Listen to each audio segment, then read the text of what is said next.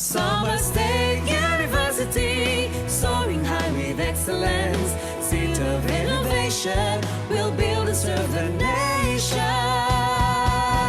Summer State University, it's the best for you and me, your future and dreams come alive. So come on to Summer State University.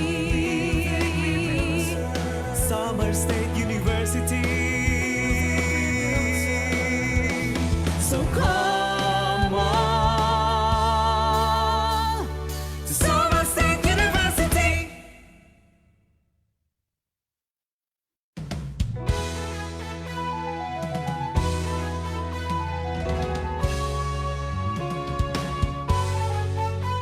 From our humble beginnings, we began to shine. Taking little footsteps, we began to climb. Near or far, we have reached across summer. From Abellanosa, Mercedes, Paranas and Basay. From our halls, we walk their aisles. Achievements and awards now in prize. Join us and we'll show you the greatness of SSU. Summer State University, soaring high with excellence, seat of innovation, we'll build and serve the nation. Summer State University, it's the best for you and me, your future and dreams come alive. So come on to Summer State University. Summer State University. So come on to Summer State University.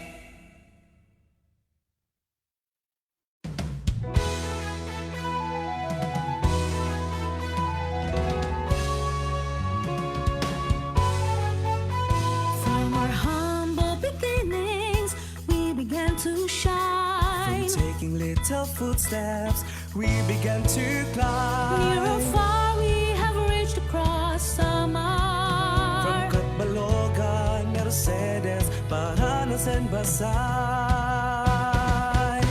From our halls, we walk their aisles. Achievements and awards now in prize. Join us and we'll show you the greatness of SSU. Summer State University, soaring high with excellence, seat of innovation, we'll build and serve the nation. Summer State University, it's the best for you and me, your future and dreams come alive. So come on to Summer State University. Summer State University. So come on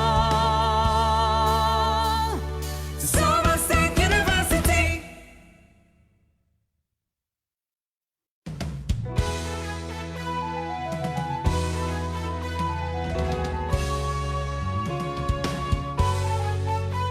From our humble beginnings, we began to shine. From taking little footsteps, we began to climb. Near or far, we have reached across summer. From Abellanosa, Mercedes, Paranas and Basay. From our halls, we walk their aisles. Achievements and awards now in prize. Join us and we'll show you the greatness of SSU. Summer State University, soaring high with excellence, seat of innovation, we'll build and serve the nation. Summer State University, it's the best for you and me, your future and dreams come alive.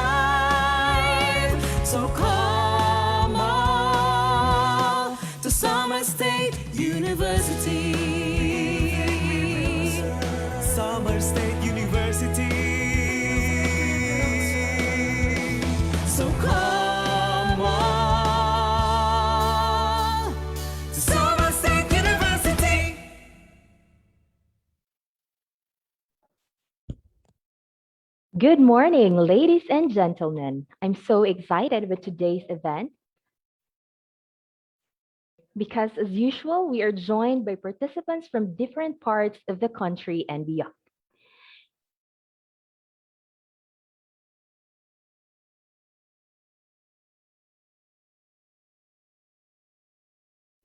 All right, again, good morning, good morning. Good morning to all the participants from different parts of the country and beyond. And of course, I'm excited because we are graced with a speaker who is really an expert of today's topic. At this point, we would like to ask all the participants, both in FB and Zoom, to please interact with us by sending us your thoughts in our chat box. You may also want to greet each other in the chat box. Or maybe it's better na mag-shoutout tayo ng mga agencies or places where we belong to. Okay? So I can see here in our chat box that we have participants from La Trinidad Benguet. We have from Abra and from Oriental Mindoro, from Parañaque, from Ifugao State University, from Santa Margarita Samar, from Laguna, and all over the country talaga. So, well participated po ang ating webinar for this morning. So that's why we are so excited here in Samar State University. So I would like to inform everyone that our event will begin shortly, but please kindly ensure that the protocols for this event are followed. So allow me to share my screen.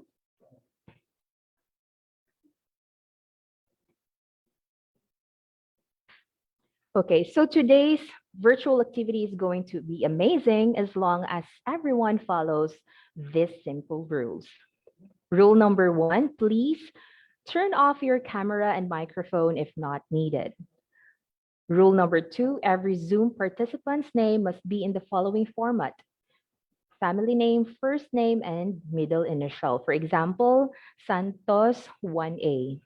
Failure to comply will relegate you to the waiting room and not be admitted. By the way, there are some participants who are relegated in the waiting room because we have limited slots here in the Zoom platform. So I would like to encourage everyone, for those who weren't able to join us in Zoom, please join us through our FB live stream. Our Facebook page is SSU-Student Welfare and Development Services. Okay, rule number 3. For FB Live participants, you may share, tag, or mention your friends to join this FB Live stream, but please refrain from posting unnecessary comments in the comment section. For our Zoom participants, questions and clarifications will be entertained after the talk. By then, you may turn on your camera and mic, or you may use the chat box. The moderators will cue if you're already recognized. So wag po tayong mahiya, ang mga Zoom participants natin, you can turn on your cam and mic later during the open forum. For FB Live participants, you may key in your questions and clarifications in the comment section, but it will also be entertained after the talk. Rule number 5, please stay until the end of the symposium. Rule number 6, make sure to fill out correctly the attendance or evaluation and answer the questions to secure your certificate of participation. So the link, the attendance link, the evaluation link shall be posted in the Zoom chat box or FB live stream comment section and in the Facebook page of SSU Student Welfare and Development Services immediately after the webinar. So this is an important note to everyone. Give us at least 3 to 5 days after the webinar to prepare the certificate of participation for both Zoom and FB participants. It shall be sent to the email you used in the attendance link. So I hope that you will provide the correct information so that we can also send to you an accurate certificate. Okay, important that you write the correct spelling of your name and of course the correct email address, because there are times that the email is not delivered because the email was incorrect. Okay, and lastly, on behalf of those who will not be able to join the live stream of the webinar, attendance or evaluation link will be available until the end of the semester. So anytime you can review the live streams or the videos in our FB page. All right.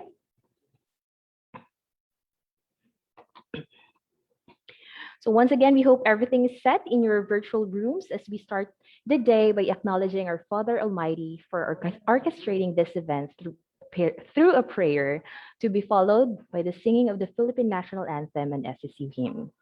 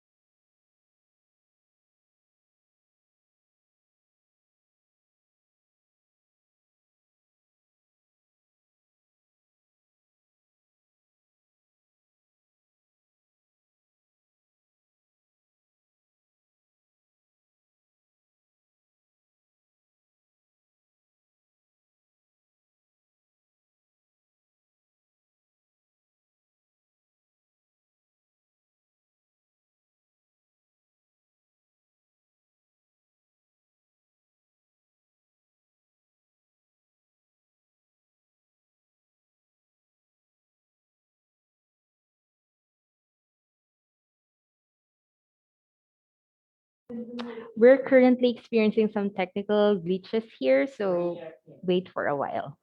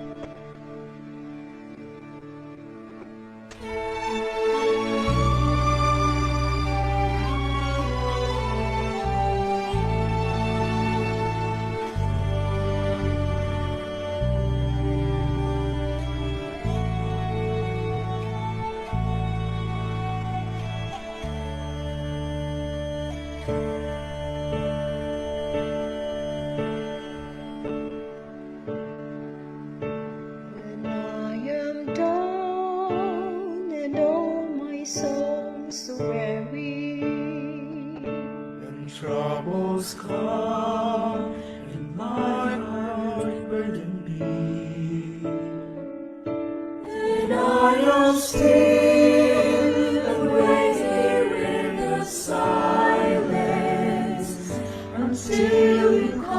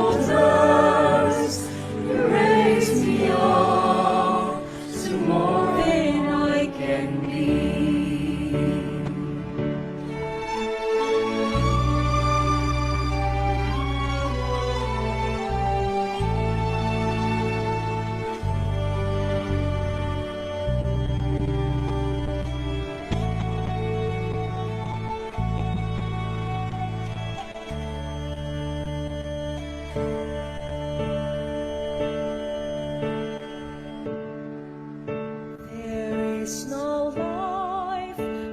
life without its hunger. Each restless heart beats softly, perfectly. But when you come and I am filled with wonder, sometimes I think I glimpse eternity. You raise me up so I can stand on mountains. You raise me up to walk on stormy seas. I am strong when I am on your shoulders. You raise me up to more than I can be.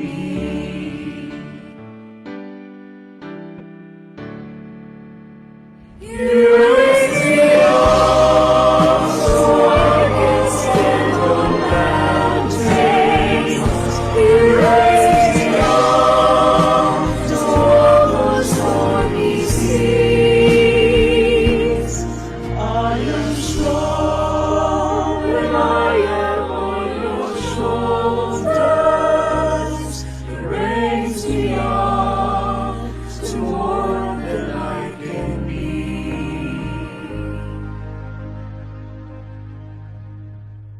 You raise me up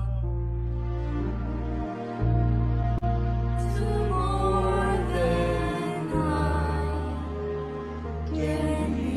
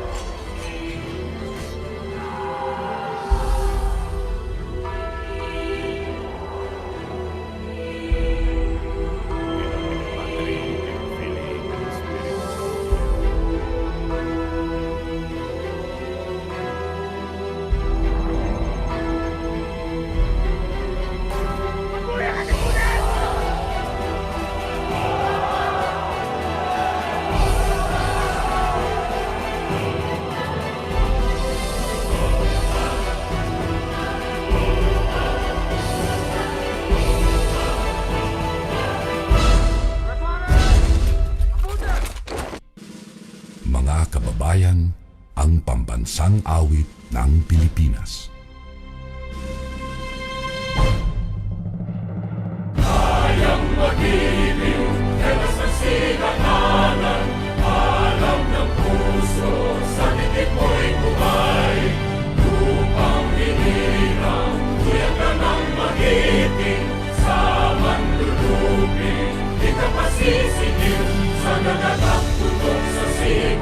Sa langit ng pagaw ay hinatang tula,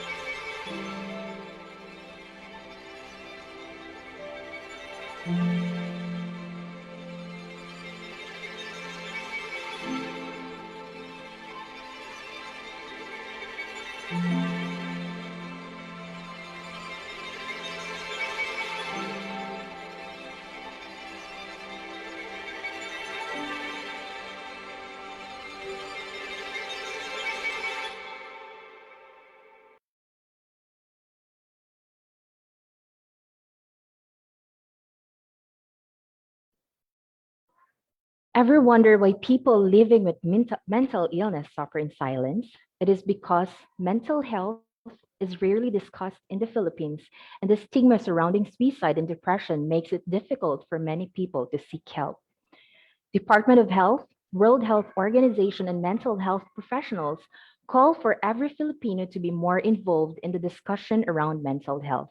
That is why today, the Summer State University Student Welfare and Development Services, through the Psychological and Wellness Services, is conducting a virtual symposium on red flags, suicide, and depression. The objectives of today's activity are as follows: identify early signs of depression and suicide, and prevent suicide and encourage concerned persons to seek professional help immediately.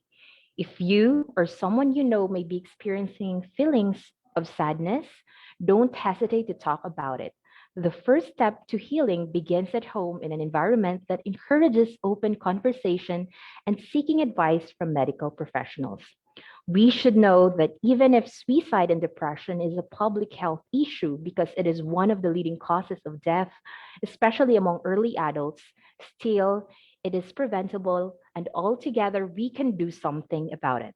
So let's all together stop the stigma and let us talk about mental health. So once again, good morning, everyone. By the way, I am Andrea and I will be your moderator for this morning session.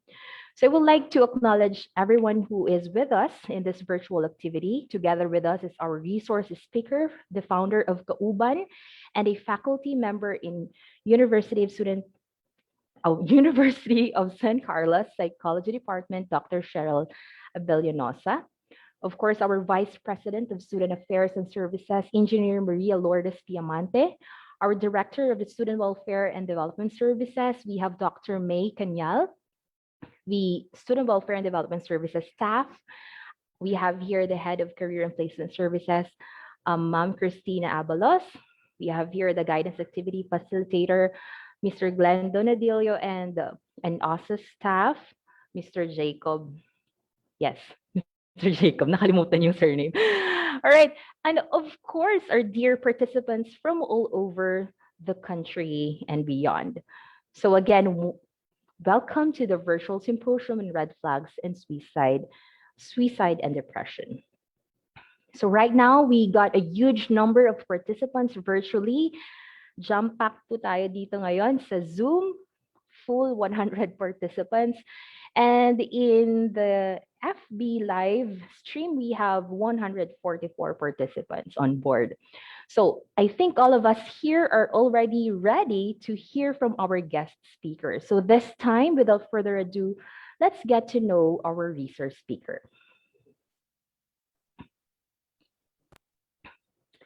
Our speaker for this morning is a professional clinical psychologist. She earned her degree on Doctor of Philosophy in Psychology, major in Clinical Psychology in Silliman University. She is a sixth placer in the board licensure examination for psychologists. She is the embodiment of a practicing psychologist with a big heart to serve the community.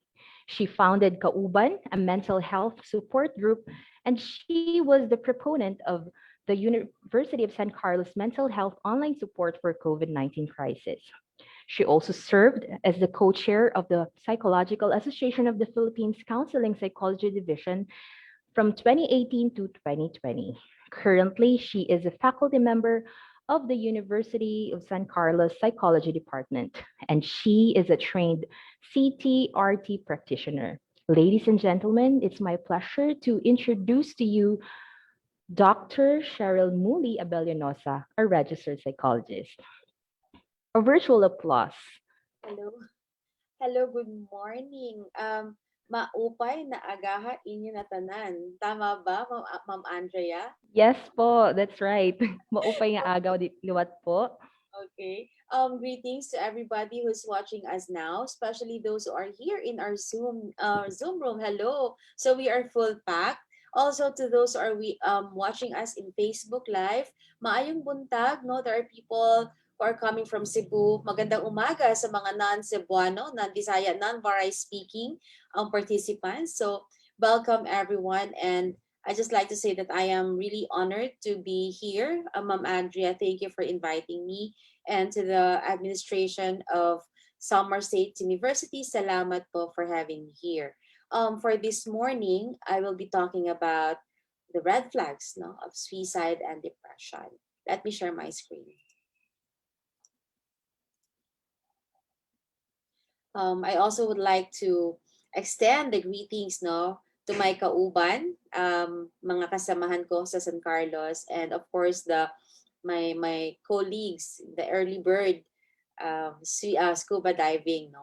Sir Brea Brea, if you wish to have, team building, you can just message me, or if not, and I can connect you with him directly.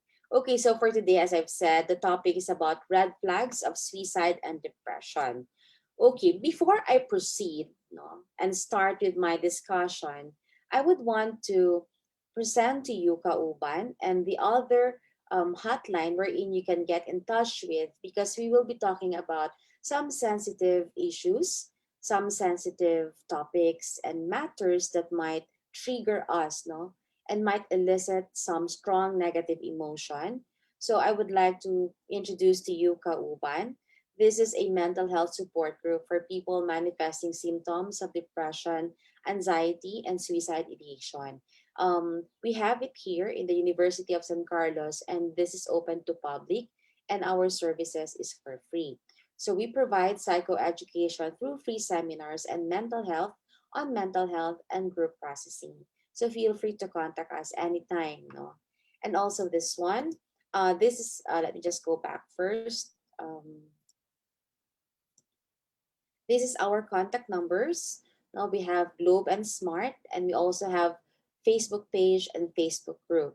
Again, this is to help you, no, to give you some access if ever you need some support. No, I'm giving this ahead of time.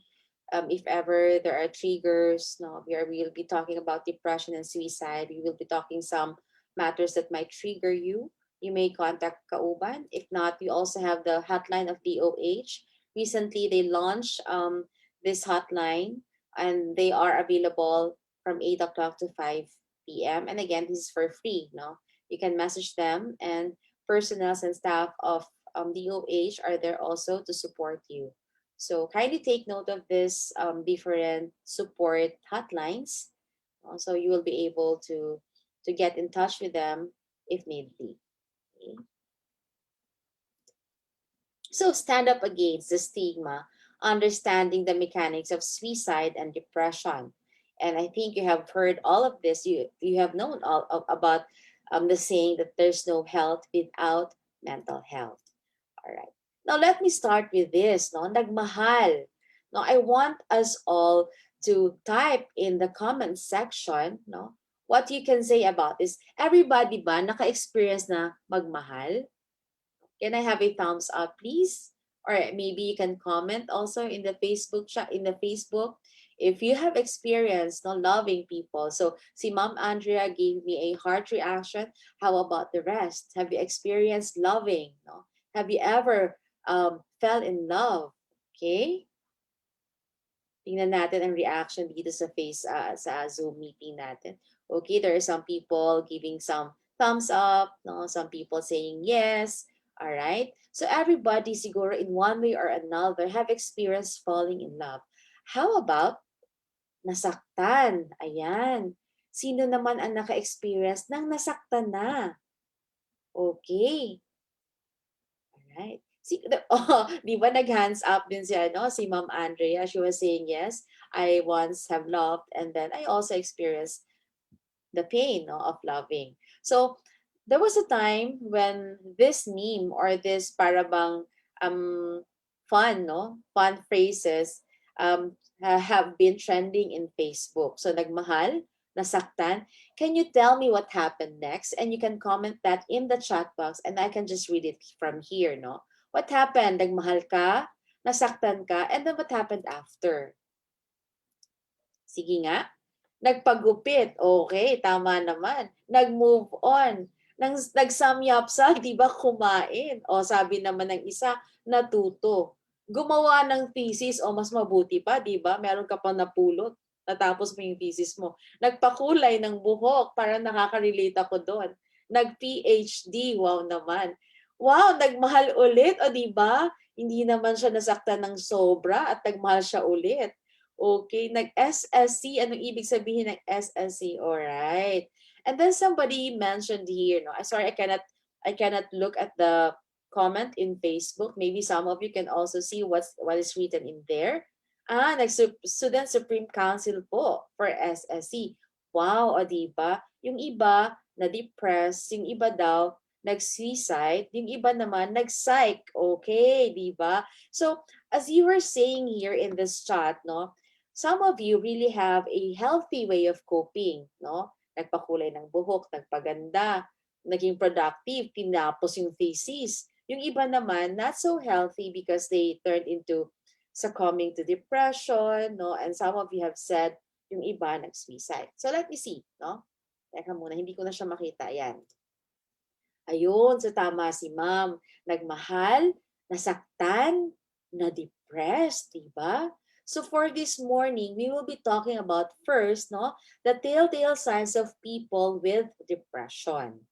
Okay? So ito yung kasi yung mga common na mga expression natin. Na-depress ako. So sobrang depressing, nakaka-depress naman, no? Mukha niya depressed, di ba? Iba-iba, we tend to use the word depressed or depression in a very common situation. And sometimes they would say na parang nagiging mainstream na, nagiging overused na. No? But then again, we have to understand and see what really is depression, no, the clinical concern of depression, and what is just a common emotion that is, what they call this, sadness. And before we proceed, let me also warn you. Now, there is what we call as the intern's syndrome. When you say intern syndrome, you will tend to relate, no, to the different symptoms that I will be discussing. And there is a tendency also for you to diagnose. So again, warning lang po. Do not self-diagnose. Do not say na, ay, teka nga, parang may ganun si Andrea, parang may ganun si Stephanie, parang may ganun si Bray. Baka depressed siya, no? Baka meron siyang depression. So again, coming up with a diagnosis entails a very tedious process, no? We need to have psychological assessment, we need to have interview, we need to have this tedious process. It is very long before we come up, no, with the final diagnosis of the person. So please do not self-diagnose. Kung nakaka-relate kayo and you suspect of something na baka meron nga, then it is time for you to seek the help of a mental health professional. Okay? Okay ba? Sige, thumbs up naman dyan. Alright. Sige. So the prevalence of depression, how widespread depression is. According to DOH and WHO, more than 300 million in the world are battling depression. So many, no? Estimated 3.29 million Filipinos are living with depression and 3.07 million are living with anxiety. You have heard people having anxiety and having depression.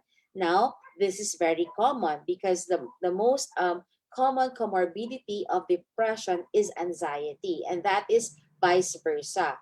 If a person has anxiety, it is also common that a great risk for the person to fall into depression. So again, the most common comorbidity of mental health, that is depression and anxiety. Now, for the age naman, adolescents ages 12 to 17 years old have the highest rate of major depressive episode, while 18 to 29 years old is the threefold higher than the prevalence in individuals ages 60 years old. So what is this telling us? That developing depression cuts across ages. You cannot just say sa bata lang. You cannot also just say na sa mga matatanda lang.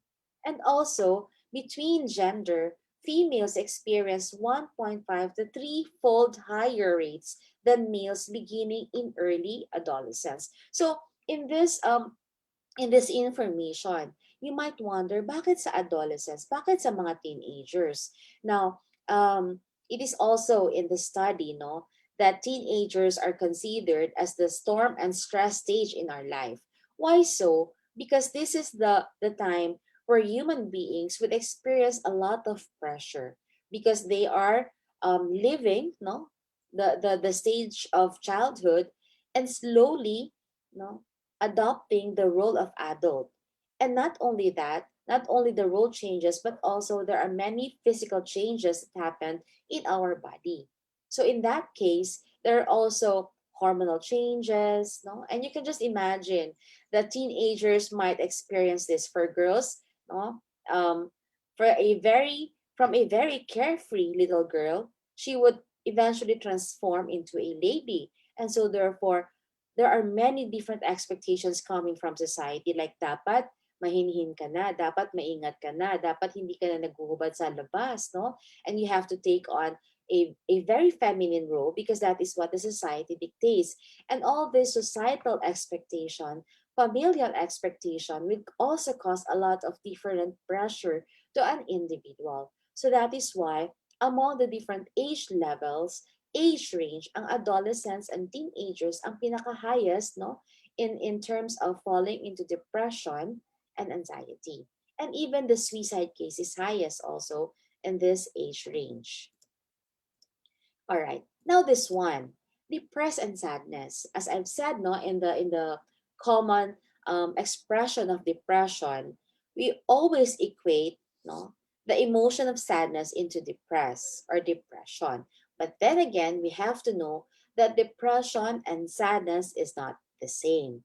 While sadness is an ordinary common emotion, depression is a medical clinical condition. And also, there is a difference between grief and depression. And the following are seen, no, in the screen.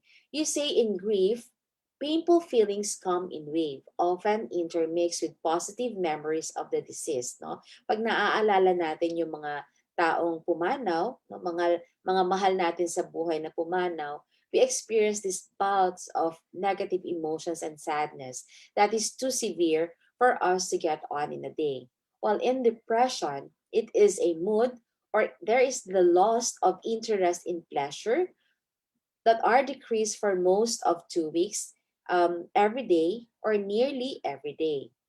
Now, in grief, the self esteem is usually maintained, but in depression, there is a feeling of worthlessness. There is a feeling of I am not good enough. There is a feeling of I am just a burden to my friends and to my family. Okay? While in grief, sometimes the person who is grieving might want to die, no? To be able to para bang be with the person who who died ahead of him or her.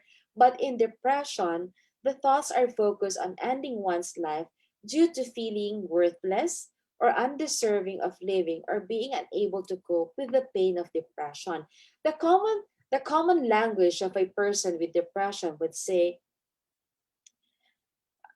sorry po talaga, um, sobra na ako nakakabigat sa inyo. Sorry po, hiyang-hiya na po ako.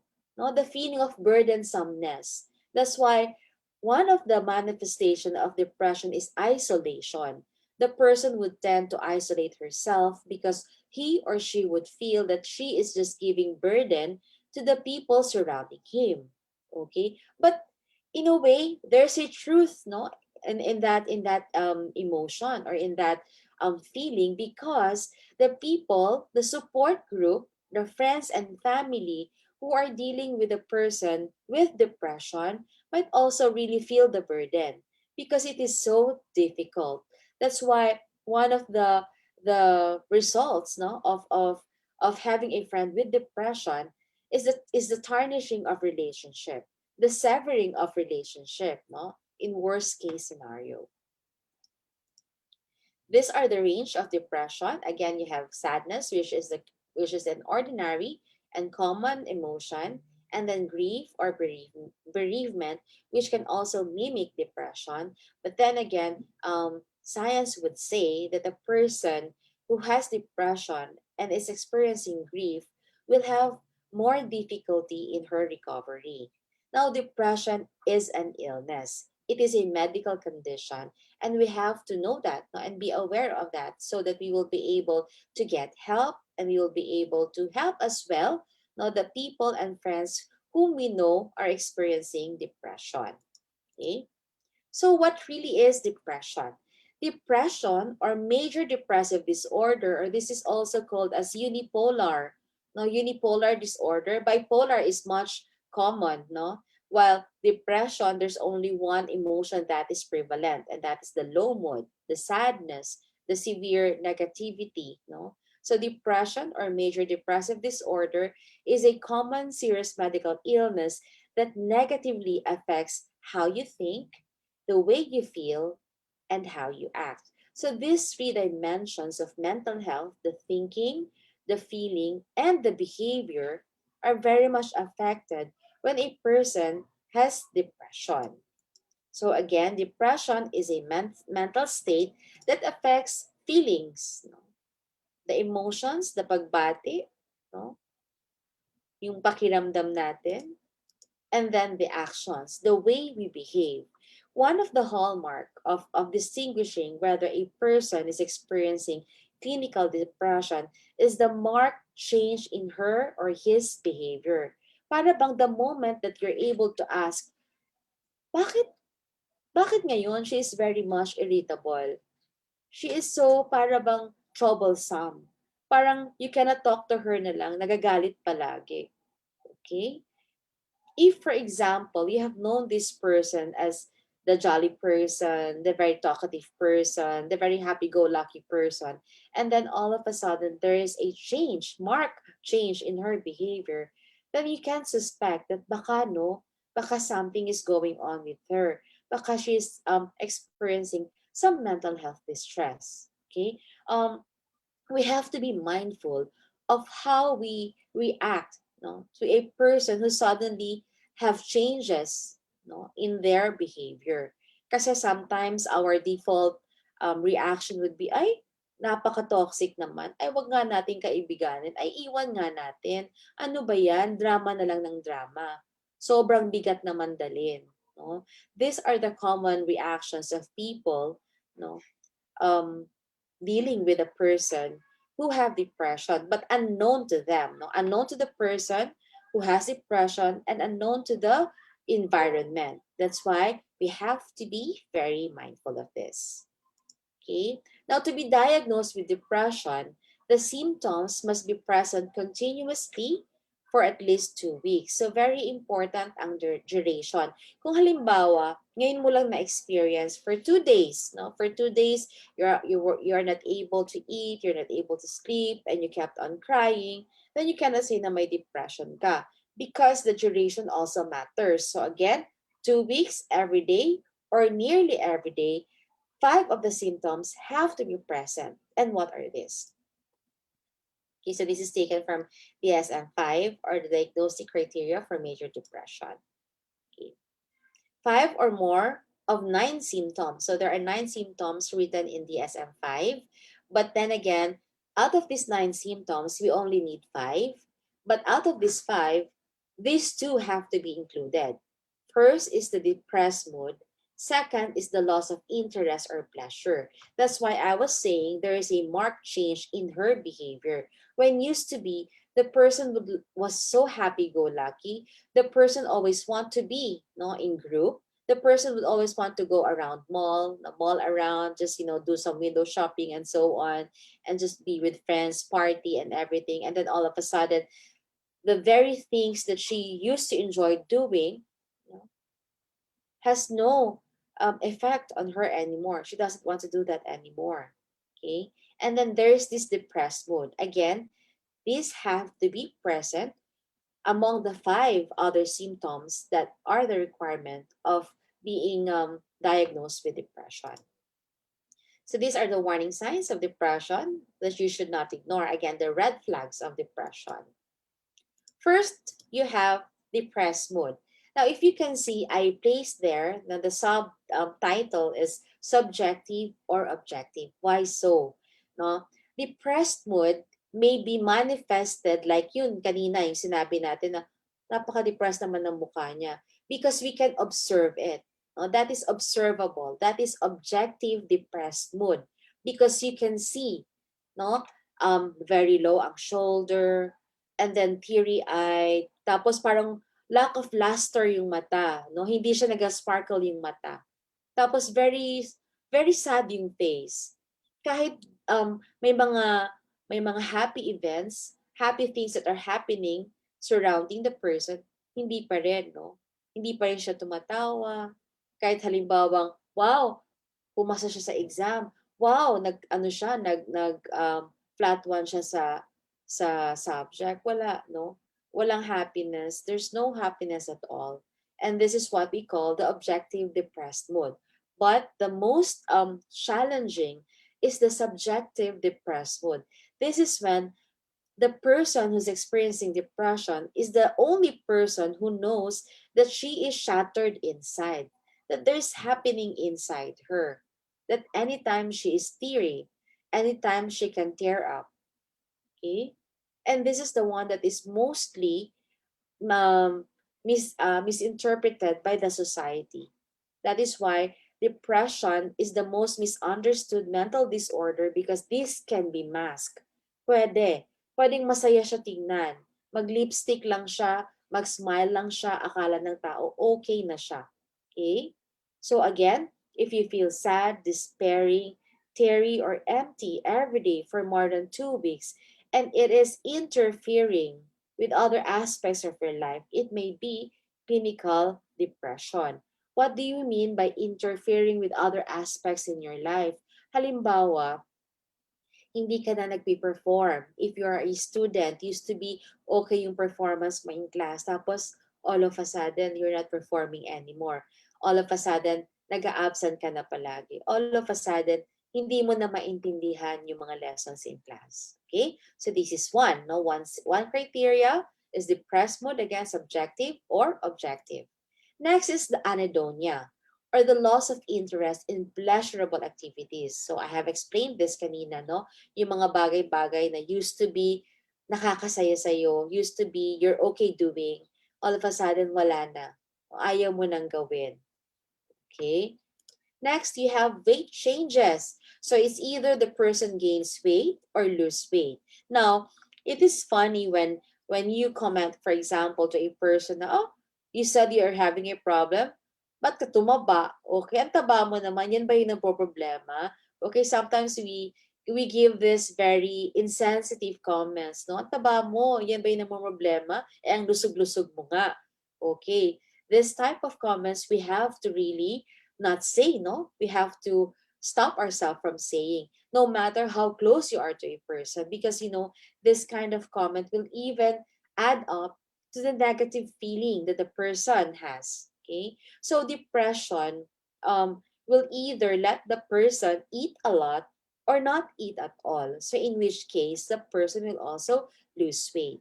So losing weight is not the only symptom, is not the only manifestation that the person is going through something. So wag judgmental, no? I don't know, you are familiar also with stress eating, no? But if you are experiencing stress, ang sarap talagang kumain, no? If you having this deadline, siguro bukas or next week, sobra ang daming pagkain ng lamesa. You have to eat, no? Parang ang sarap-sarap kumain. This is the only source of happiness that we have. Again, that is emotional eater. So goes the same way with depression. No? The symptom of depression, the person might experience weight changes, gaining, or losing. Another change would be the sleep disturbance. The person might either experience insomnia, o hindi siya makatulog, or if not, putol-putol yung tulog. The person will sleep early at night, gigising ng middle of the night, tapos hindi na makakatulog. If not naman, madaling araw na nakakatulog. Or if not naman, hindi talaga siya makatulog the whole night. Okay? And another manifestation would be hypersomnia or hypersomnolence, wherein a person would sleep all throughout the day, all throughout the night. Kaya yung tao might be judged as, ay ano ba yan? Tamad, no? Masyadong tamad, ano ba? Higa ka lang ng higa. And most often, these are the para bang comments or complaints of people, no, who I came across with in terms of therapy, in terms of counseling. One of their parang nami-misjudge sila na ayun nga, tamad sila when in fact, no, they just feel this para bang insurmountable tiredness, no, that they would rather sleep. Hindi talaga nila mapigilan. Okay? And then this one, the psychomotor retardation. This is the slowing down of thoughts and the reduced physical movement. A person experiencing severe depression might also experience the loss of concentration and this is the reason why the person will have poor performance in classroom or if not at work. So kung noon, magaling siya na worker, magaling siya na empleyado, tapos biglang nag-iba yung kanyang performance, no? Because the person will also have this, no? Parang hindi niya maintindihan whatever it is that she or he is studying with, no? Parang ganun ang mga nangyayari sa kanya. And there's this slowdown of thoughts, very slowed ang processing ng mind. Okay? And the reduced physical movement. Now, the opposite of psychomotor retardation is psychomotor agitation. And one of the manifestation of psychomotor agitation is fidgeting. Yung bang nakaupo pero very restless. So halimbawa ngayon, you're listening to the webinar or watching the webinar pero hindi ka pa rin rest, no? Hindi ka pa rin naka-rest. Gawa ka ng gawa, utingkay ka ng utingkay kung saan-saan. Tapos nag-fidget, nagtatap ka ng ballpen, or if not, you keep on pacing from one place to another, nakatayo ka, uupo ka, yung mga ganyan, no? And then, nangunguyakoy, no, yung paa. And then, another severe manifestation of psychomotor agitation is cutting. Okay? So we have this. Okay? Now, most often, this is misunderstood. I have to discuss cutting and self-harming because most of the teenagers would post this in social media. And then I would read some comments saying like, ay nako, nagpapapansin, no? Just asking for attention. Kasi naman miss, kasi naman doc, kung magpapakamatay, talagang ididiin. Eh yan, hindi naman dinidiin. Parang pasugat-sugat lang, no? Just making scar. Just asking for attention. Now, it might be true that the person experiencing the self-harming behavior is asking for attention. But we can also reframe, no, the thought of saying that the person is asking for attention to the person needs attention. We have to go beyond the reason why the person needs attention. Ano ba yung kakakulangan? Bakit nga ba siya nagpapansin? But it is also unfortunate that we stop with a judgment that and says, ay naku, nagpapapansin lang yan. Buhay pa naman. Nag-post siya, nagpapakamatay, tapos ayan, buhay pa rin naman. Okay? So later on, we will also be discussing about suicide and I will also be discussing some ways of how to deal, no, and how to help a suicidal person. Again, many reasons why a person might succumb to this self-harming behavior. One can be emotional numbness, no? Dahil sa sobrang bigat ng mga trials, dahil sa pain na nararamdaman nila na sobra-sobra, they become numb. And to cut and see blood coming from their skin is a reminder na buhay pa sila. Okay? So that can be a reason why a person would cut. Another reason can be to release the tension, no? To release the tension and to divert the emotional pain. Kasi sobrang bigat na ng emotion, hindi niya naman kayang i-cope. So, the person would rather cut and transfer the emotional pain to the physical pain. Tapos yung physical pain, may release ng blood. In a way, nare-release din, nare-relieve din yung bigat na nararamdaman niya. And that pain, that wound can also be healed. No? Pwede niyang lagyan ng betadine, pwede niyang lagyan ng Band-Aid. So there is a sense of control. There is a sense of being able to manage, which the person is finding difficult in managing her own emotion. Okay? Another reason for cutting would be um, punishment, no? That the person feels na meron siyang nagawa na hindi mabuti against the moral code. That's why the person is punishing herself, especially if very strict ang household, very strict ba yung mga pag-implement ng mga policies in school or if not sa bahay, no, and yung mga belief na akala nung bata, akala niya sobra talagang mali yung ginawa niya, and that is to punish herself, the person would use cutting. Okay? Now, another symptom is fatigue or loss of energy. As I've said, no, unexplainable fatigue. And then you have the feeling of para bang it was so hard for me even to get on with my day. Okay? Feeling of worthlessness, helpless, hopeless, and guilt. That the mere fact of being alive, you feel guilty. Para bang sinasabi mo sa sarili mo na sana wala na lang ako. Sana wala na lang talaga. Kasi pabigat lang ako sa kanila. Okay? Na wala namang maganda sa akin. Wala naman akong nako-contribute na kabutihan sa mga tao. Right? So, there again, the slowdown thinking, lack of concentration, and short-term memory loss, or the impaired concentration or indecisiveness is also a symptom of depression. Next would be the recurring thoughts of suicide and death. Dahil nga, the person feels na burden lang siya. So I feel like I bother people just by being alive. That's why this suicide ideation, this recurring thoughts of death, no, is very present with a person manifesting depression. Now, these are the other symptoms, no? Anger and irritability. Most often, ito yung hindi masyadong naiintindihan, no? Akala lang ng mga tao, something is wrong with this person na ang hirap naman niya kausapin. And natatag na siya as difficult person, right? Little do we know that maybe this anger and irritability is already a manifestation of depression that the person has, no? Undiagnosed and unknown to him as well.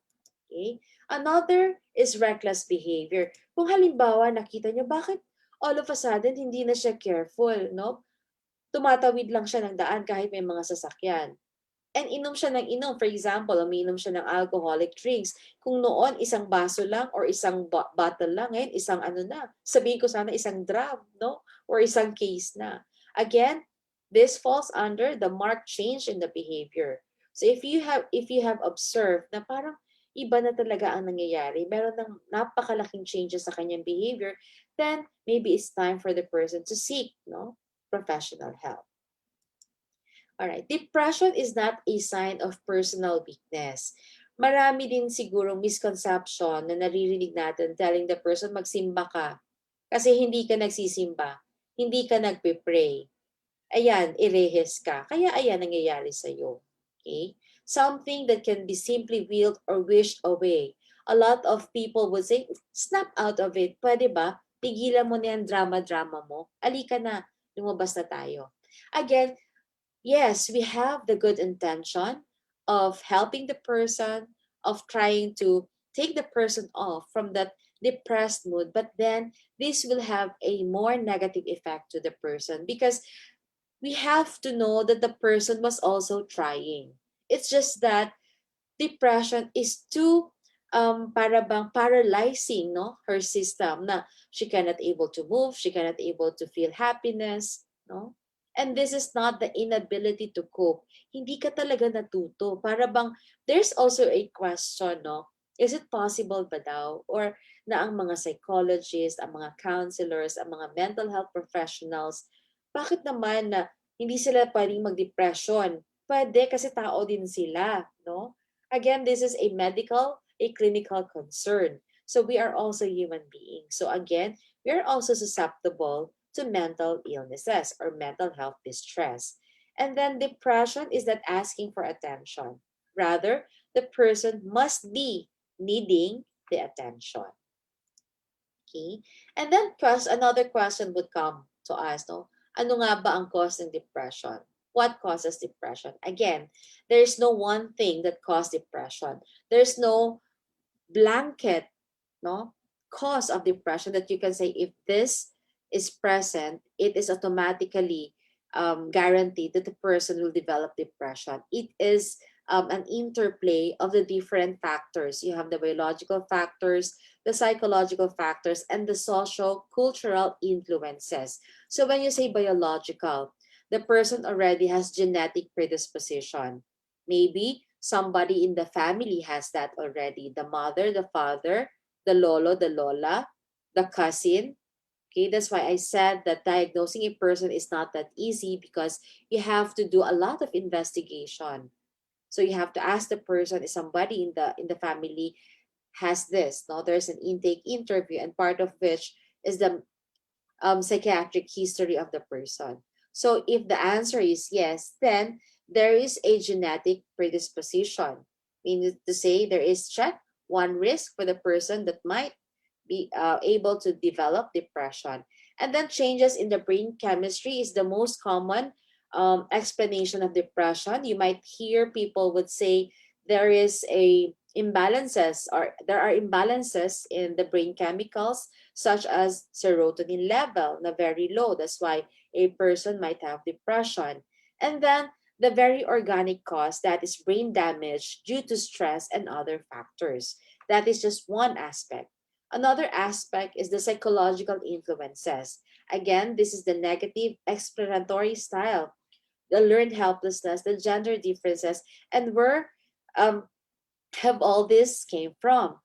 Galing siya sa way we were brought up. Galing siya with the way we view life.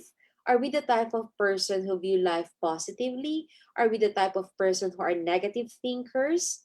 Okay. This will also switch on or off the tendency to develop depression. And next would be the social cultural influences.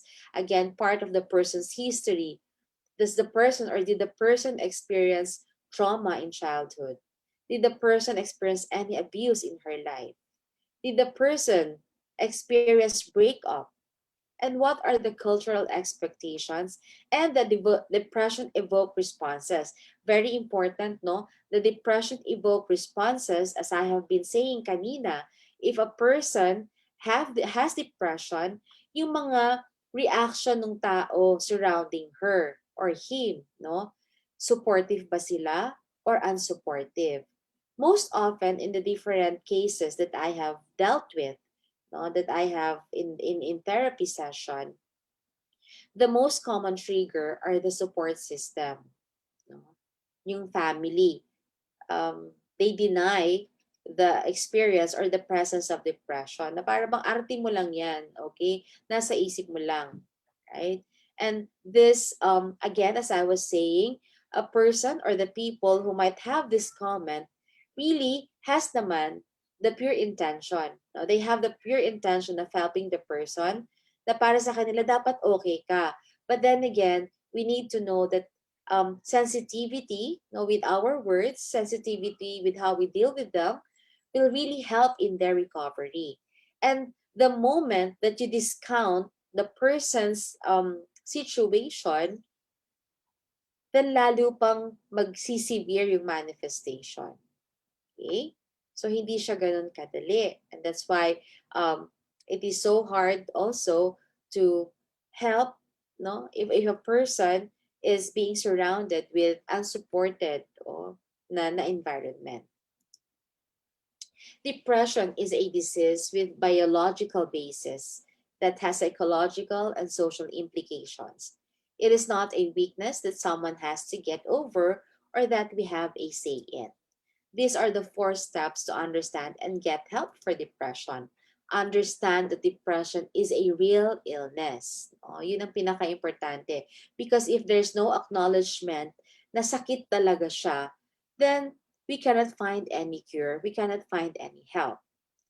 Look for signs of depression, the following that I have discussed a while ago. See a health provider, psychologists, psychiatrists, counselors, and etc. Anyone who is available, no, in your vicinity. Get a checkup and talk about how you're feeling and get treatment for your depression so you can feel better. The management of depression comes in four: psychotherapy. Okay, when you say psychotherapy, it is when a person would come to see a counselor or a therapist, and then they would have to talk about not the case. They would have to talk about why the manifestations of certain symptoms. And then you have psychopharmacotherapy. Pharmacotherapy, these are the medications. So the person will be given antidepressant, anti-anxiety, and sometimes antipsychotic medication. Now, I have to mention this, no? Kasi marami nagre-react. Bakit ako binigyan ng antipsychotic? Ano na ba ako? May sira na ba talaga ako? Now, these are again a misconception. The antipsychotic medication that will be given to you is in a very, very low dose. That is just to correct, no? That is just to address that chemical imbalance in the brain. It doesn't mean na may sira na. It doesn't mean na the commonly used term uh, buang. No, that is not the case. Okay, we need the medication to again to level off, no, to balance off the different chemicals in your brain. And then the ECT. This is for the severe depression. Yung bang they will send na there's a machine for ECT. It will send electrical shock to the brain. Kung baga, i-reboot niya yung brain. And people who have severe depression are recommended to have this, no? And of course, education of patient, family, and caregivers. Okay, so depression is one of the least understood disorders of our time. People have the tendency to disregard what they cannot physically see. Kasi nga parang okay naman siya tingnan, no? Remember the discussion on the subjective, no, low mood. Okay? Depression is real. This is Robin Williams. As he said, depression is real and no amount of fame or money will protect us from it. We must do all we can to support those battling with mental health issues. It can be literally a matter of life or death situation. So Robin Williams unfortunately died by suicide, and that is caused by his severe depression. Another artist is Lady Gaga. Now, these are the known personalities who have succumbed to depression, but then again was able to win over, their battle against depression and anxiety. And of course, the Rock, diba? As you can see, he has a buff figure. Para bang, wow, ang laki-laki ng katawan, tapos nag-depression. Again, we cannot physically see what depression is, but it does happen to anyone. And of course, Demi Lovato and Miley Cyrus. And according to her, there's nothing worse than being fake happy. Who is this? That Johnny Depp, no? And of course, we have Brad Pitt. No? There are a lot of people, a lot of celebrities who have already came out and used their voice, no, to raise awareness on depression. This one in the slide is Chester Bennington, the lead singer, no. What was the band? I forgot. Okay, but anyway, according to him, sorry, sometimes it's great, but a lot of times for me, it's really hard. And no matter how I'm feeling, I always find myself struggling with certain patterns of depression. I find myself stuck in the same thing that keeps repeating over and over again. And I'm just like, how did I end up? How am I like this? And unfortunately, Chester Bennington died by suicide. Okay. This was taken hours before his death. As you can see, he was laughing.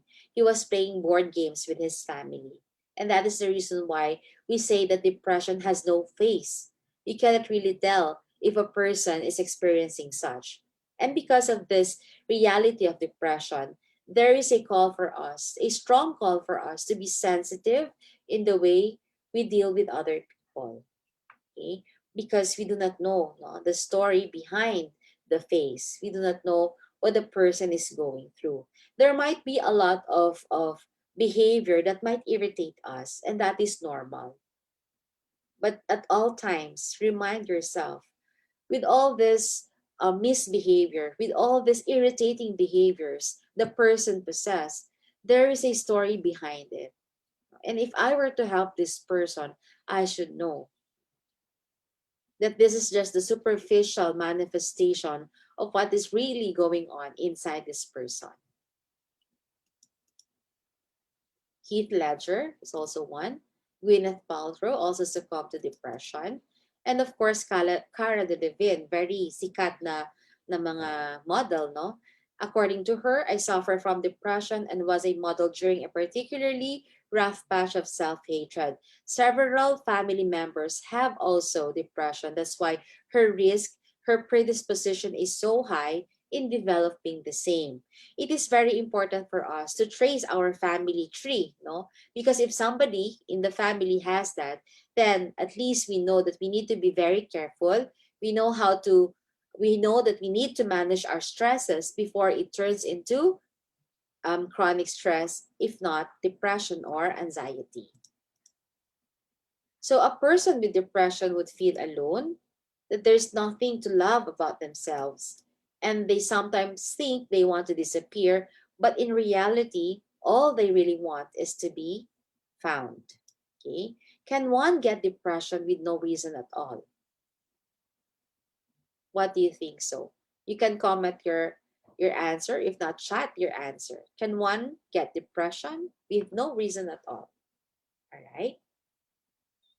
All right. Thank you for your answers. Of course, the answer is yes. No? Depression is so often painful and difficult for people because others don't understand this fact. For many, if there's no impetus driving the depression, there's no reason or need to feel depressed. Yung sinasabing, ano ba, ang yaman-yaman mo, may pera ka naman. Oy, ang pogi mo, or ang ganda mo, di ba? Ang ano ka nga, sikat ka nga. And you are intelligent. You have no reason to feel depressed. Again, these are misconceptions. Depression can happen to anyone. Rich or poor, maganda o hindi kagandahan, no? Sikat or hindi kasikatan. Okay? Let us become aware and be more sensitive. Be patient. Yes, depression will push people to their limits. It will irritate and cost you your friends and people you value, but depression is not without cure. It has a cure. Okay? So, we have to stop the stigma. I was really happy with the invitation, and part of the invitation, part of the goals that was set in this webinar is about stopping the stigma against mental health. Okay? Okay pa ba kayo? Can I have a thumbs up, please? Okay, so I got a heart reaction, thumbs up reaction. Thank you very much, Sir John, Sir Andrea, and the rest.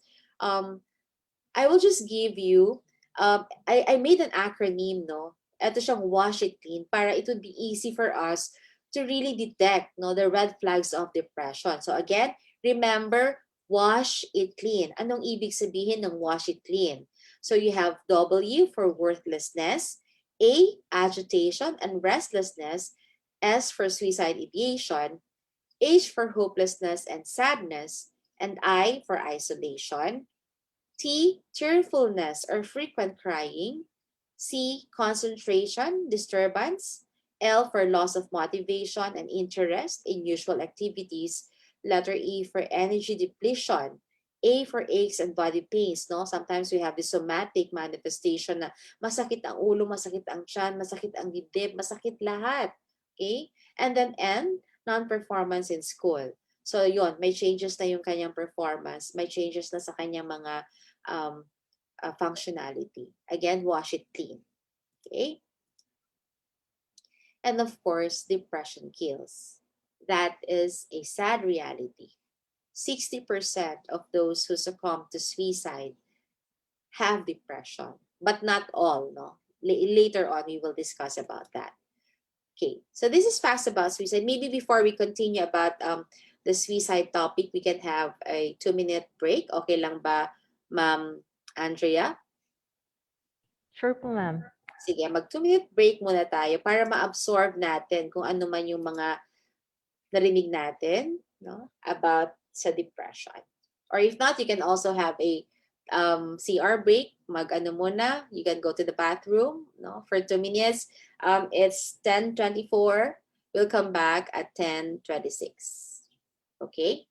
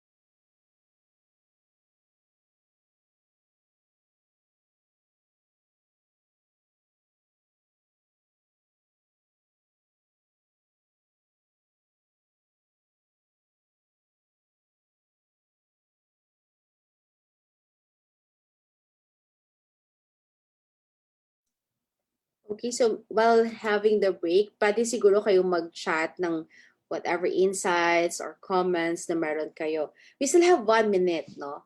Pwede niyong i-chat or if not, i-comment. What are the things or the thoughts in your head? Okay. Any insights, no? Ano ba? Ano ba yung mga nasa isip niyo ngayon? At this point, na after listening about depression.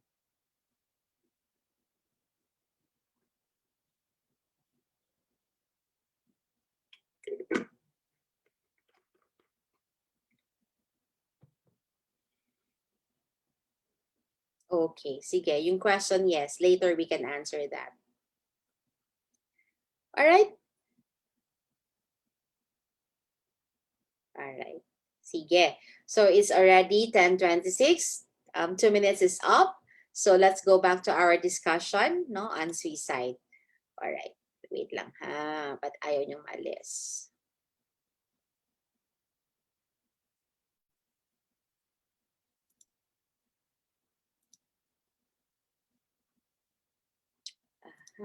Wait lang. Okay. So I will be introducing to you some terms now we commonly hear when we speak of suicide. Of course, the very first one is suicide. The term suicide is the act of intentionally causing one's own death. And you also have heard of the term suicidal ideation. Ano nga ba ito? This refers to thinking about, considering, or planning suicide. Another term would be suicide attempt. It is a non-fatal, self-directed, potentially injurious behavior with intent to die as a result of the behavior. A suicide attempt might not result in injury. And the last would be completed suicide. This is when the person have died, no, by suicide. Okay, so the incidence of suicide, World Health Organization puts global total of suicides attributable to depression to be 800,000 a year. Can you just imagine that? Now, this is the statistics, no, way back 2017. And recently, of course, because of the pandemic, we have heard of the news that it doubled, no? Parang lalo pang tumaas yung suicide rate natin. So 2/3 of patients suffering from depression contemplate on suicide, and 15% of them act on these thoughts. 60% of all suicides are preceded by depression. I marked it red, the 60%, because most often when we see in the news or heard in the news that the person died by suicide or attempted suicide, they would say hashtag depression is real. While I'm happy that a lot of people recognizes depression, recognizes that depression is real, but it is not at all times the case, no? Hindi lahat ng nagsi-suicide may depression. So later on, we will know the different precipitating factors kung bakit, no, may suicide. Yan, 60% of all suicides, no, are preceded by depression. So There was a time, I think it was 2019, no, na ang theme ng World Health Organization is 40 seconds. Why? Because every 40 seconds, a person resorts to suicide somewhere in the world. Every 3 seconds, a person attempts to die, and each suicide has a serious impact on at least 6 other people. Now, we have been together in this webinar for more than an hour already. So you can just imagine how many seconds have passed, no? How many persons have resorted to suicide, how many persons attempted to die. So that's how, no, serious this situation is, this phenomenon is. Me also, I'd like to point out in this slide, I am using the word resort or died by. You never heard me say commit suicide. Amongst the mental health, what do you call this, advocates, there is a call to stop using the word commit suicide, no, not the word commit, because there is a negative connotation that it's like committing that the person is at fault by doing so. Okay, committing, the person who commit quote unquote suicide is at fault by doing so, but we have to understand the psychology behind that the person at that very moment, no, he only think or thought that that was the only resolution to his problem. Okay? The person was burdened so much that he wants to free himself from that burden. Okay? And the using the word commit will only para bang there's a blame, no? A blame connotation into that. So to be more sensitive in talking about suicide, no, I'm encouraging everyone here to please refrain, if possible, no, from using the word commit, rather use resort to suicide or died by suicide. The gender difference in suicide rates, more women have suicidal ideation or suicidal thoughts while men died by suicide. Why do you think so? So this is the gender paradox in suicide. Mas marami daw ang mga babae na experiencing suicidal ideation, pero mas marami ang mga lalaking namamatay because of suicide. And the reason is because men tend to use more fatal method in resorting in carrying suicide. So they use guns, or if not, they will, marami silang ginagamit, iba, and more fatal siya. Kaya it will eventually resort to death. So yun ang gender difference, no, in terms of suicide. So in the Philippines naman, this is the latest figure, no? So it rose because of the presence of the pandemic, no, 25.7%, no, ang tinaas ng suicide rate.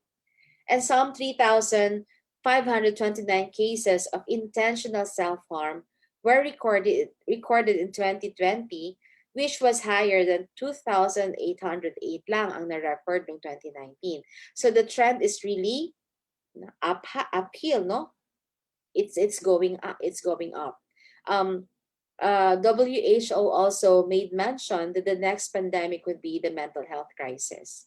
So I really find this webinar, I hope that whatever it is that you get to understand, get to parang learn, no, from this webinar, that you also use this in helping also your community. So suicide in the Philippines, the most common methods, you have hanging, strangulation, suffocation, and most common methods is self-poisoning, yung umiinom ng mga Baygon, muriatic acid, and suicide is the #1 cause of death in age group, as I've said, no, mga bata, 15 to 39 years old. So again, I said that only 60%, no, of those who resort to suicide have proceeded by depression. So these are the other precipitating factors of suicide.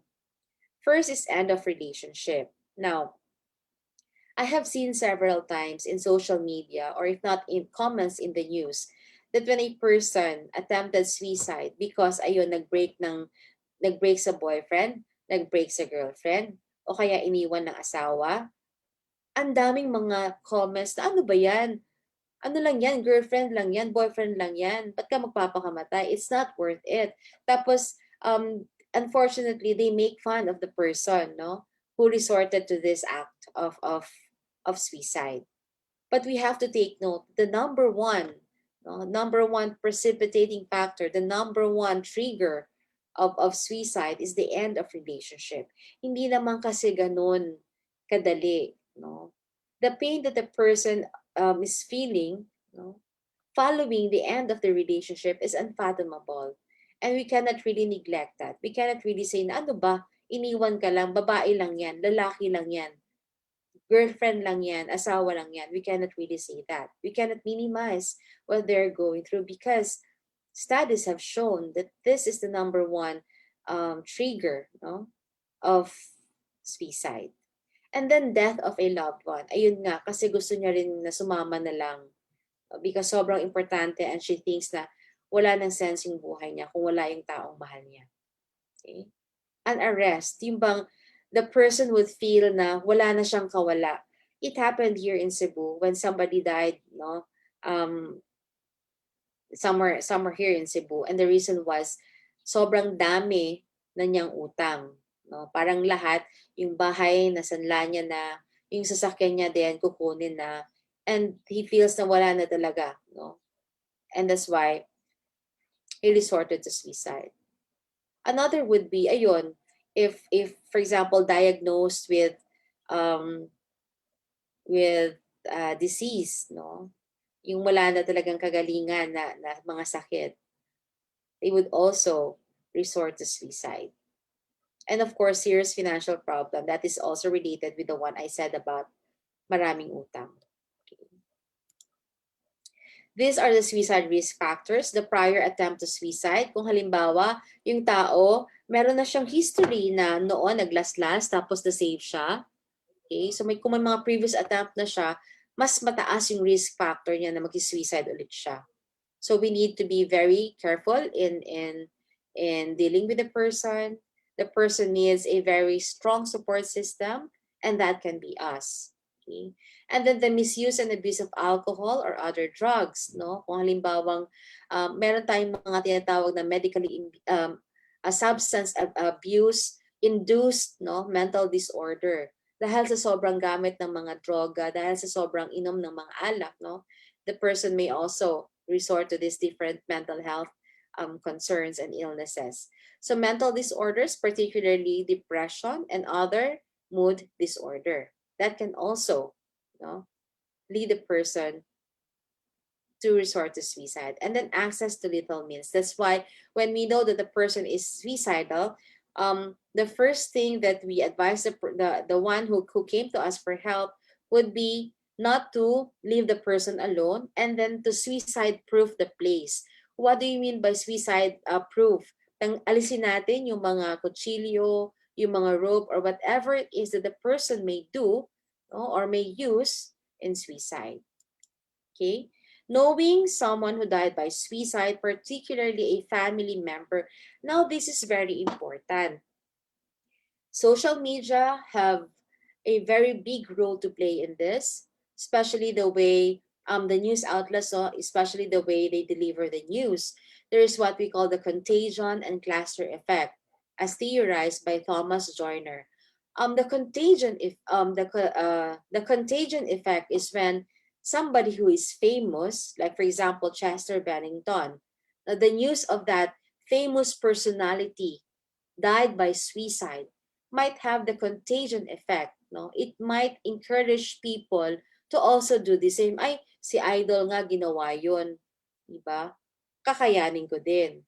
Okay? So that is the contagion effect.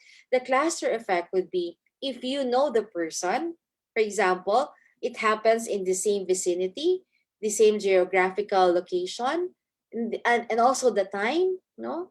Right now, there are a lot nag-uumpisa na naman dito sa Cebu, no? Especially what's happening in Mactan.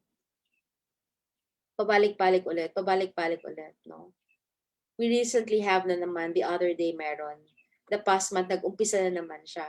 And this is what we call the cluster effect. That's why I'm strongly asking, news outlets to please carry on the news with the consideration of not really giving a very um, vivid description, no, of what had happened. Huwag nang picturean kung saan namatay. Huwag nang ipakita kung saan. Huwag nang sabihin kung paano. Okay? I just like to point out pala, no, I mean, let me take this opportunity because when we started the session, a video was shown, no, and it really shocked me because the video, the first scene was blood, no, parang lumalabas na blood sa katawan ng tao. Tapos merong picture din na, ayun, gunshot. No? This can really trigger, no, a very negative emotion. And it is very vivid. That's why we discourage it. It might create suggestion, no, to people who are suicidal, to the vulnerable public who sees the news, who sees what's going on in the video, what's going on in the picture. No, it will give them a vivid idea of how to do this. It may also encourage them to do this. That's why while giving the news about suicide is, yes naman, no, it is encouraged. What is even more encouraged is to couple it with the protective ways of how do you deal and address suicide. Like tell them the different hotlines, connections on where they can ask for help, you know. And also, if it's possible, to give them success stories of people, known personalities, if not known personalities, even a person who have the courage to speak and say, I was once in that position.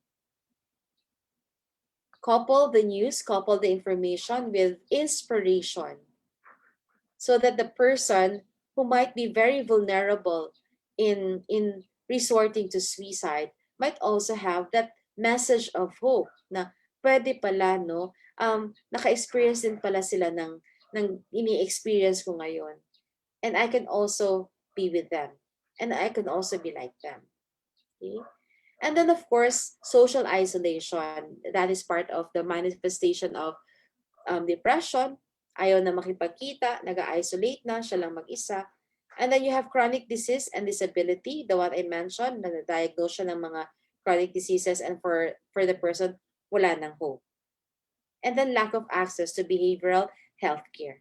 That's why I would encourage, no, one of the reasons why I created Kauban, the support group. By the way, Kauban is a Cebuano term. The meaning of Kauban is companion, no? Kasama.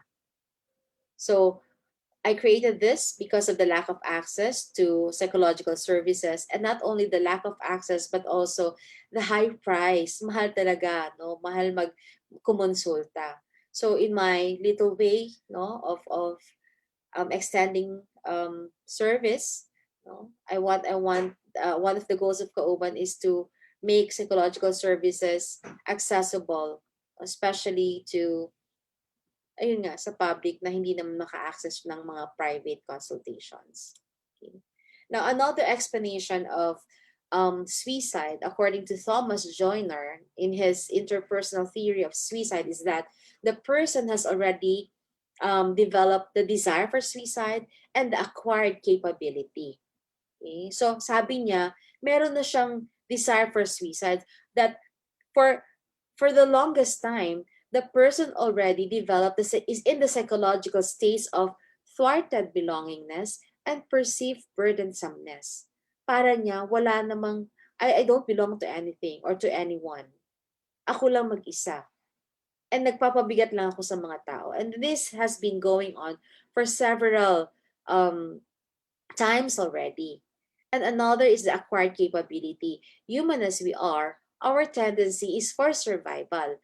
Kung nasasaktan tayo, di ba ginagamot natin? Kung nasasaktan tayo, umaaray tayo, humihingi tayo ng tulong, because that is our instinct. But a person who is suicidal, who is really determined, no, to die by suicide, already acquired the capability. Wala na siyang fear of pain. Wala na siyang fear of death. Okay, that's why suicide would ensue. Okay. And how do you detect the suicide naman? Kanina wash it clean. Ngayon naman, ang acronym natin is pathworm. Okay, ito naman yung mga titingnan natin ng mga warning signs. Is pathworm means isolation, no? Threatening to kill oneself, looking for ways to kill, ideation, okay, writing about death or suicide. Next is substance abuse. The increased use of medication, no, or if not, alcohol, and so on. And then purposelessness, that the person feels like her life has no purpose at all.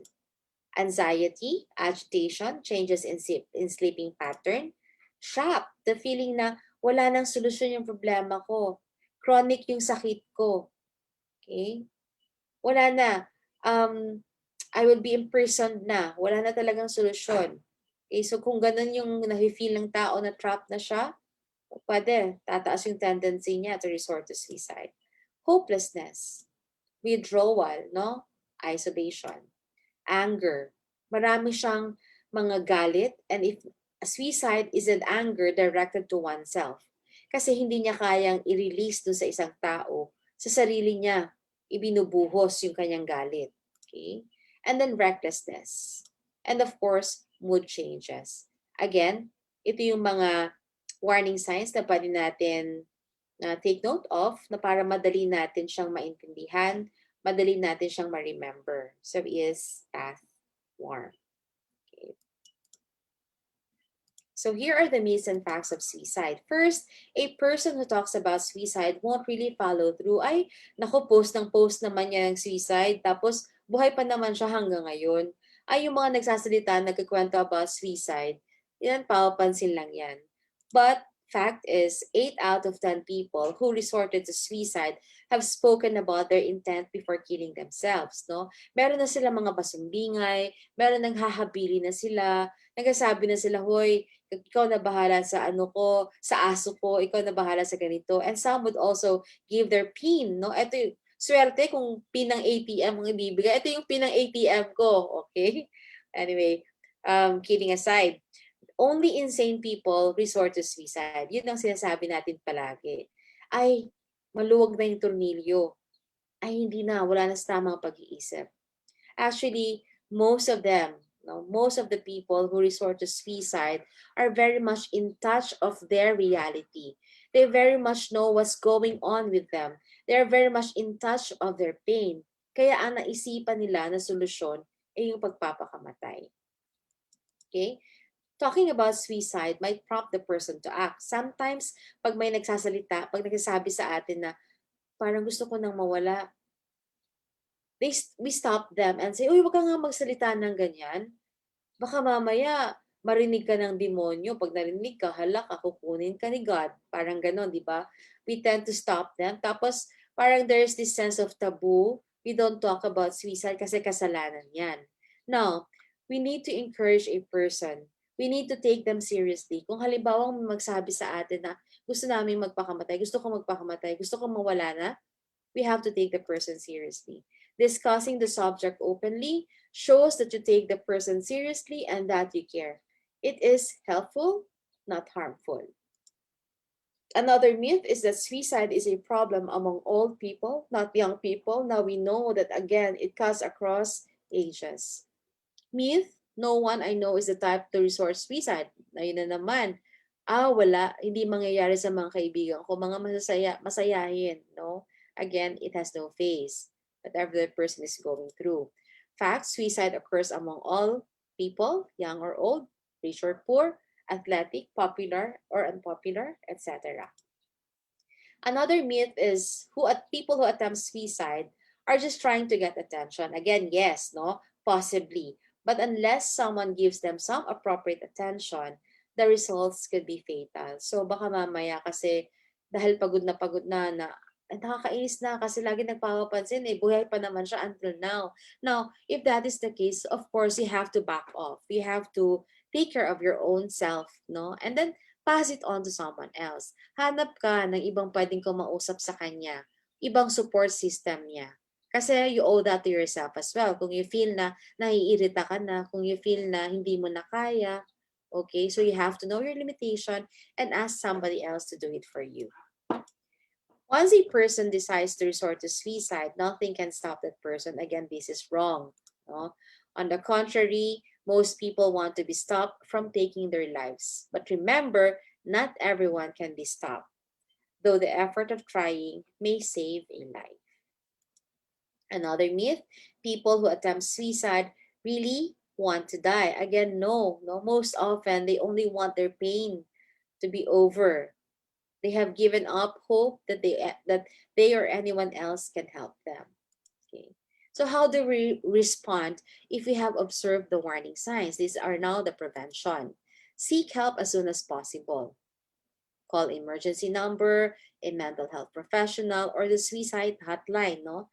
Yung NGF, yung Natasha Goldborn Foundation, yung Hope Line, no? Pwede nating tawagan. Yung DOH na pinost ko kanina, pwede nyo rin yung tawagan. You can also try to take the person to an emergency center or hospital if appropriate, and do not at all times leave the person alone. Kung halimbawang may ginagawa ka or may gagawin ka, then ask somebody else to do it for you. Ask somebody else, sige, samahan mo. But be sure, yung tao na hihingan mo ng tulong is not the trigger. Sometimes we have this tendency na halimbawa, estudyante, ang tatawagin natin yung guard, yung parents, no? But we have to know kasi baka yung parents ang trigger. So, ask first kung sino yung mga trusted person niya. So, call any one of those trusted person. And then, of course, suicide proof, no? Remove all means of suicide and try to find out if the person is under the influence of alcohol or drugs or has taken an overdose. If so, act accordingly by calling emergency number. You have to be direct, speak openly and matter-of-factly about suicide. Don't be tense. Don't be para bang naninervyos ka na pinag-uusapan nyo. Talk to it. Talk to her about it, to him about it. That this is just a fact. This is a para bang naiintindihan mo yung information na sasabihin niya sa'yo. Seek help from professionals and trusted individuals. Do not underestimate the threat of suicide. Do not say things like, it's not so bad. Things will get better soon. Do not give false hope. If you think na, ay naku, napakaliit ng bagay na yan, wag mong sabihin, no? Keep it to yourself. Kung para sa'yo maliit na bagay, para sa kanya, it means her life. So we have to be emphatic. We have to put ourselves on the person's shoes, no? We do not impose and say, kaya mo yan. Okay? We do not pose and say, ay nako, pa, diba? Mas marami pang problema ang mundo kesa sa'yo. That is discounting. And discounting, minimizing, will only worsen the person's feeling. Okay? The negative feeling of that person. And please do not be judgmental. Whatever it is that the person is going through, whatever it is that the person is showing, no, have a story behind it. And get involved and be interactive. These are the suicide protective factors. Of course, effective behavioral health care. I hope that is present in your community. No, I hope that somebody could really top the local government and see if this is instilled or established, no, in your barangay, no, in your places. Connectedness to individuals, family, community, and social institutions is very much encouraged. And life skills, no, including problem-solving skills, coping skills, ability to adapt to change. So look for the strength of the person, how the person copes, no, with whatever it is he or she is going through. Self-esteem and a sense of purpose of meaning in life, and cultural, religious, or personal beliefs that discourage suicide. No? Yan din, nakakatulong din siya. Now, self and community and recovery. The community has so much to say, has so much contribution with how a person may recover with whatever mental health distress he or she is going through. Now, before I can help and get help, before I end, no, this this sharing, let me share with you first this song. This really struck me, and I hope that you get to focus to the lyrics, listen to its lyrics and to this melody. I find this very inspirational. So let me share this with you.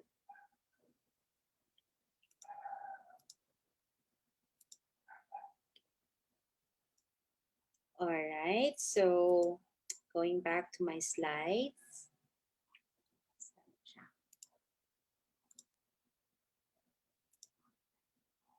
Okay.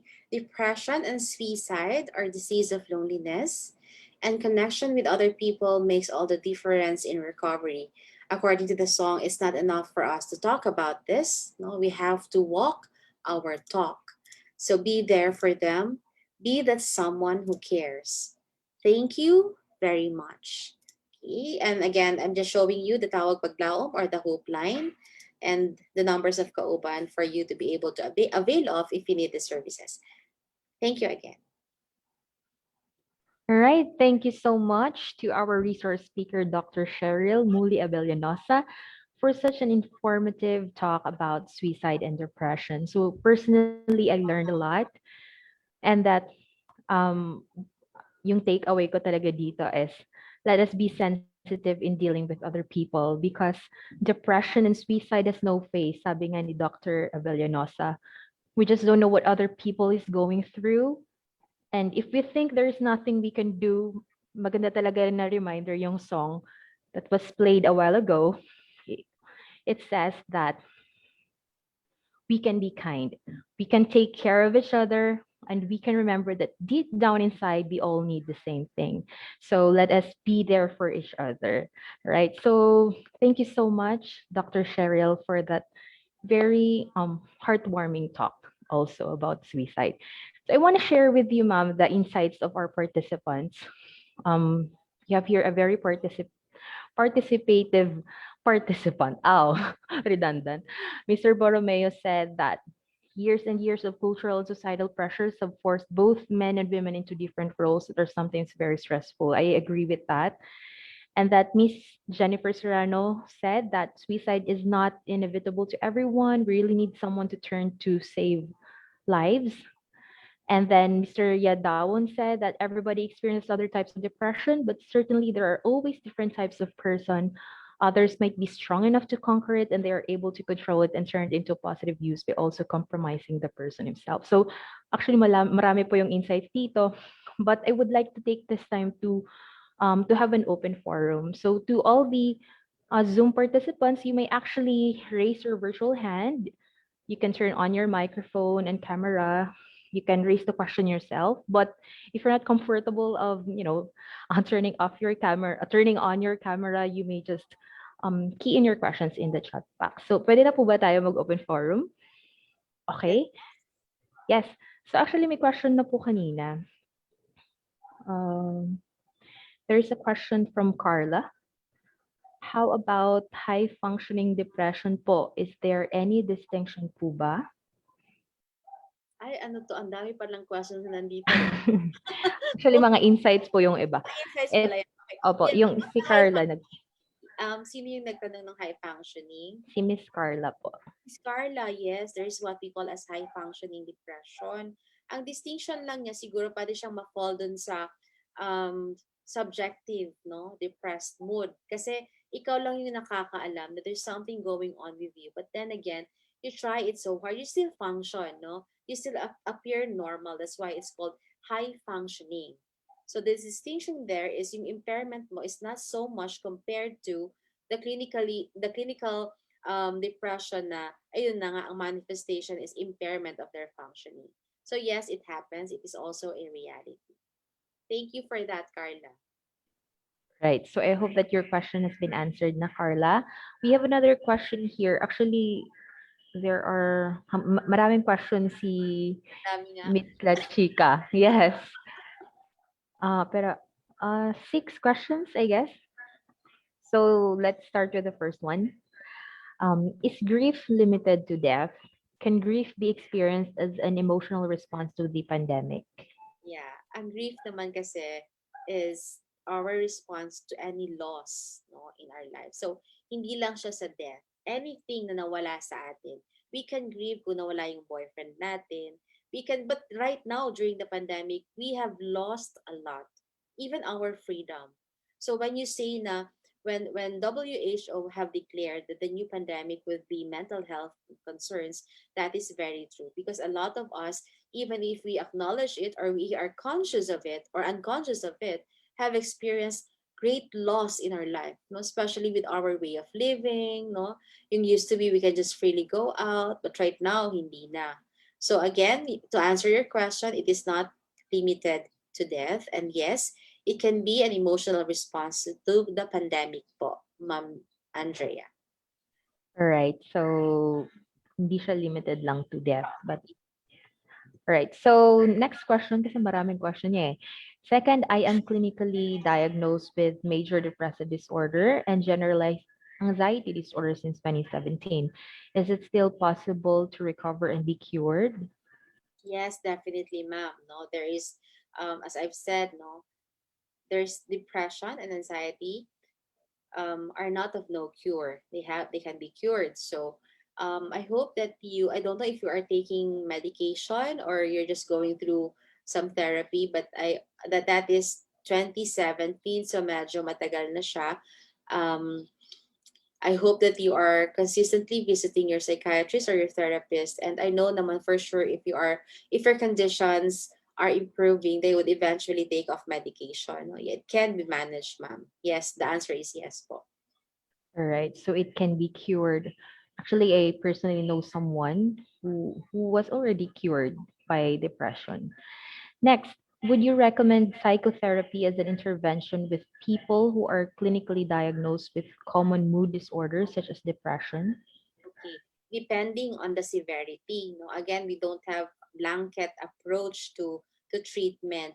Kasi kung suicidal na yung tao, definitely we recommend, no? Strictly recommend to go to a psychiatrist for you to be prescribed with antidepressant, anti-anxiety, whatever it is, the medications that you need. Psychotherapy is also encouraged, no?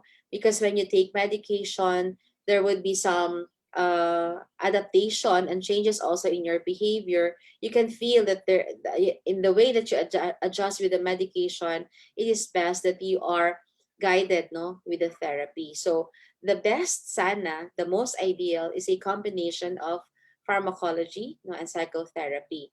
But then, kung hindi naman ganun ka-severe yung manifestation ng depression, pwede naman siyang psychotherapy lang, no? Hindi siya maggagamit ng medication. All right. So it's important. Psychotherapy can be offered by a psychologist, all right? Yes, and ang medication by the psychiatrist na. We Yes. cannot prescribe kasi. Yes po. Right. So is it okay po, Dr. Cheryl, if we entertain marami na questions from one person only? Sige. Okay lang. Okay po. So what is your take on passive suicide ideation? Like not eating proper meals, not taking care of oneself. What are the flags to see this in people? Okay. So those are red flags, what you were saying, not eating proper meals, not taking care of oneself. So what is my take? No? We cannot force help on people who don't want help, diba? But we can only assure them that we are available in case they need us. Siguro if we know of someone na feel natin parang may something going on with the person, no? So we have to assure them that I am here. I am here whenever you need me, but then mean it. Kasi minsan yun yung default na reply natin na nandito lang ako. Tapos the moment the person asks you, ay teka, I'm so busy kasi may deadline ako, kasi may ganito ako, and so on. So at all times, if you assure the person that you are there, no, that you will do your best when the person needs you, then mean it. No? We cannot again force our help to other people, but when it comes to suicide, if we really know na ganon kataas yung kanyang ideation, then we have to, no, talagang force her or him to seek help. Kung talagang talagang mataas yung suicide ideation niya. Yung risk talaga mataas. And there's a way of also screening that. Okay? All right. How do we know na mataas na? May mga ano na siya, may mga um, yung mga plano niya is very clear na. I will use this, I will do this at this time. Kasi meron talagang ganun na sinusulat niya, halimbawa February 28, dun ko gagawin at this time. Yung ganung sobra ng vivid, sobra ng specific yung plan, and that means very high ang risk na. So we really need to force the person for help. All right. So how about po if talagang finors mo na siya, in-encourage mo na siya, but still, ayaw pa rin talaga niya. Mm. May ganun po, di ba? Ay, ganun talaga. And and even in the therapy, kasi one of the, if for example, we see that the person or the client is suicidal, we have to inform her of the what do you call this, the protocols, no?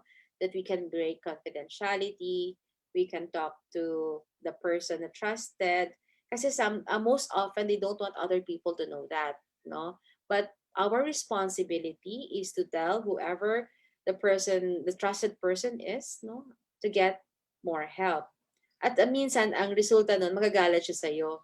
So bear the galit, bear the anger of the person as long as you get the proper help for the person. All right.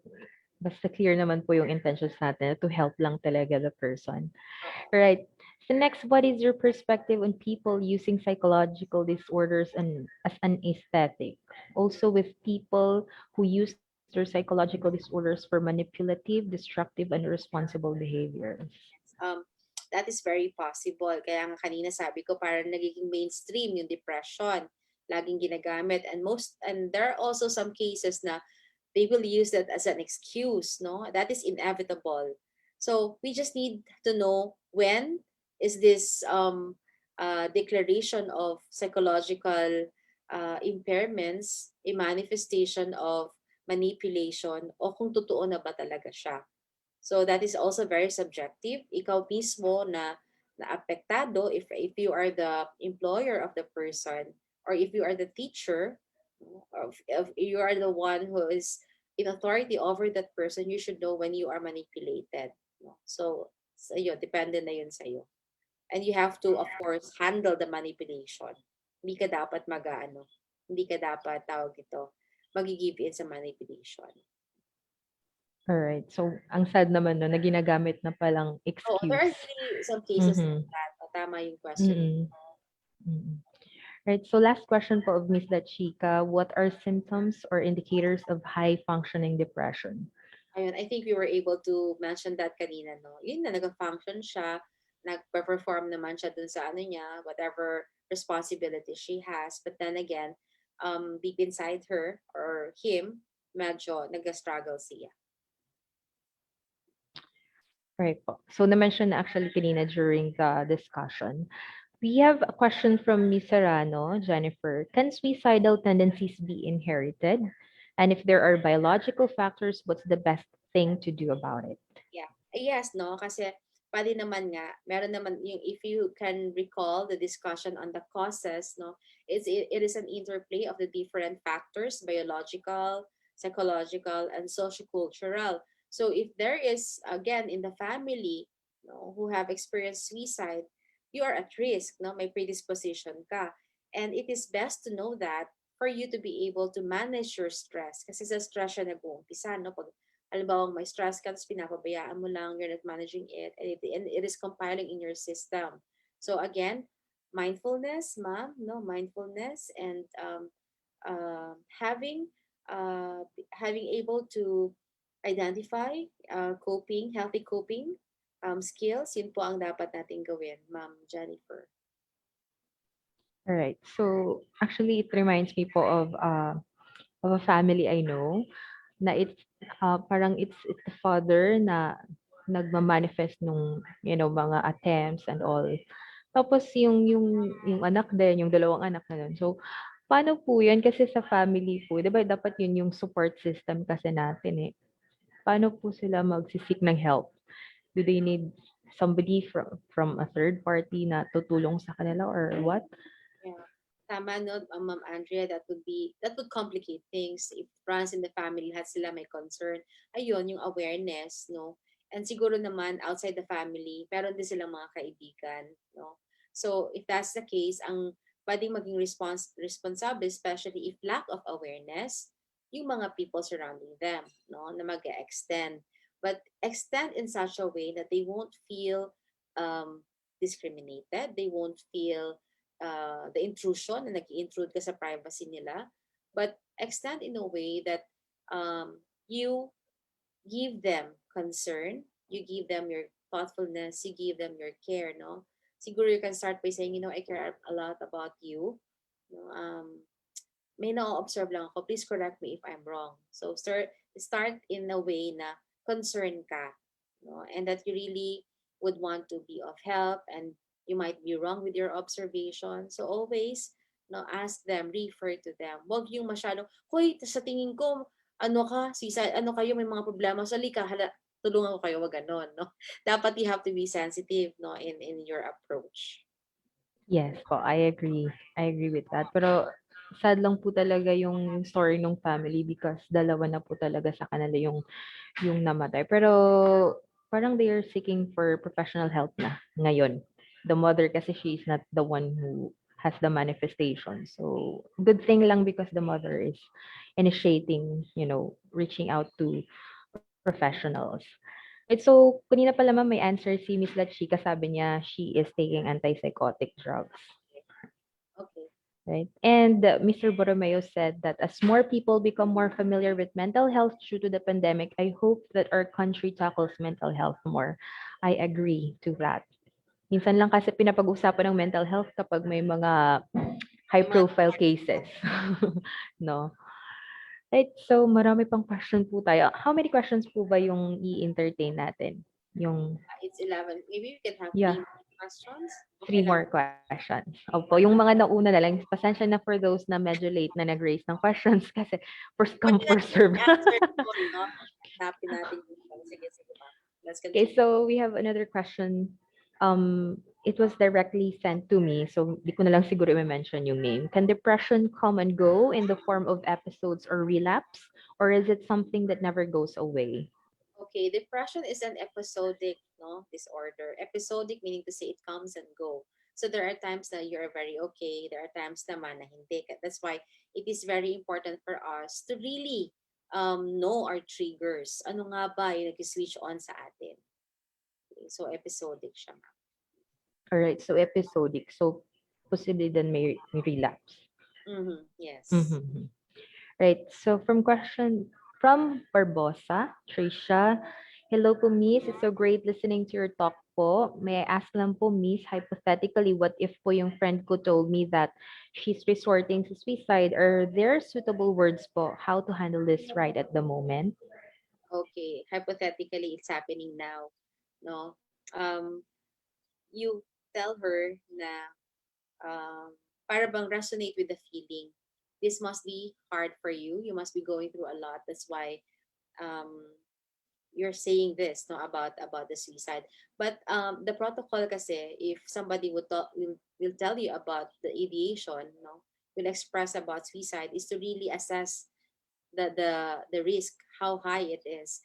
So if for example may ganun nagsasabi na gusto niya magpakamatay, acknowledge the feeling, acknowledge the heaviness of the load that the person is bearing at the moment, and then ask the person, when you say gusto mong magpakamatay, do you have plan of doing it? No, don't be afraid in asking that.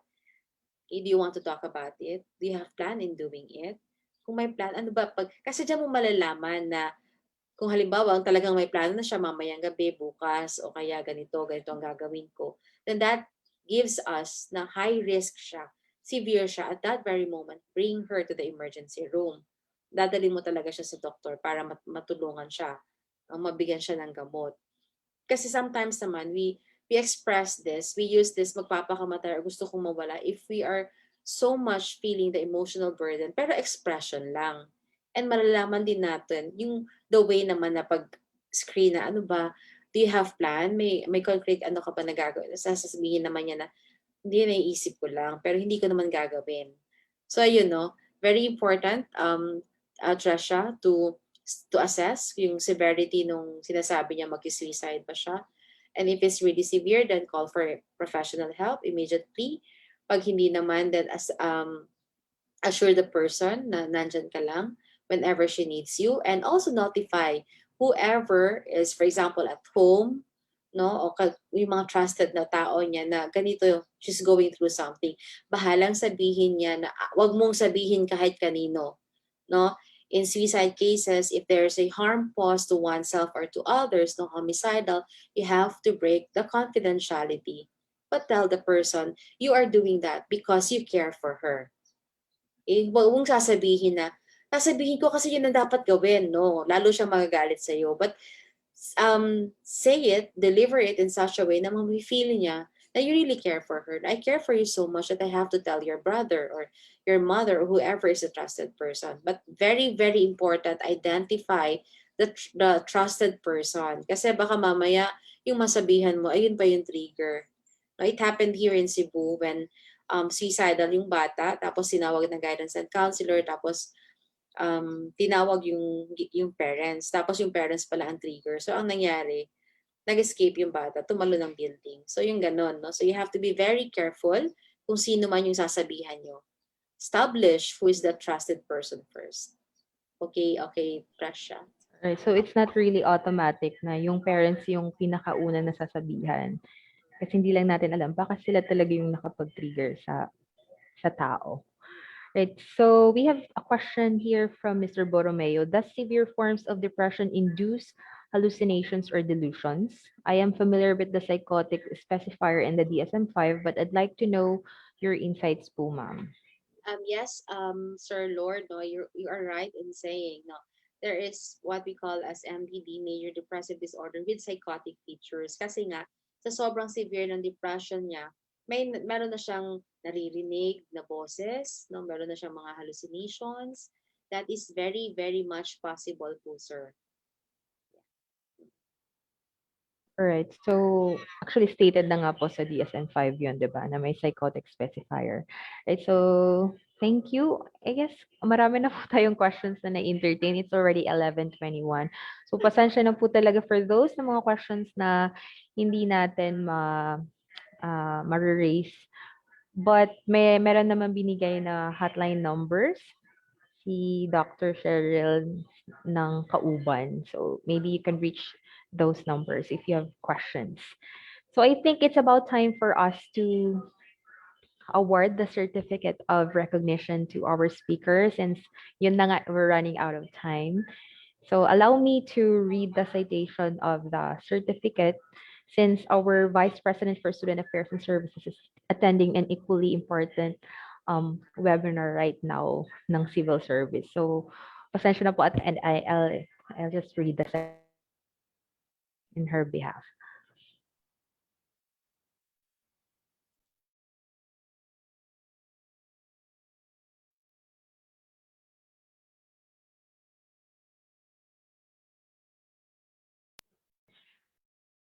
So, Office of the University President, Certificate of Recognition is awarded to Dr. Sherryl Muli Abellanosa in grateful recognition for imparting her valuable insights and expertise as a resource speaker during the virtual symposium on red flags, suicide, and depression held on May 12, 2021 at Summer State University. Given this 12th day of May 2021 at Summer State University, Catbulagan City, Samar, signed by the University President Dr. Marilyn D. Cardoso. So thank you so much po, Dr. Sherryl, for sharing with us your valuable insights and expertise. Thank you also, ma'am. Right, so can we request po for a photo op before we end? Kasi minsan lang po tayo mag opo. After po the pictorial, we will just have a quick game kasi we will be sending out 20 pesos load for those winners. Sige po. Kindly turn on po your videos, your cameras, so we can take a picture. Hello, everyone.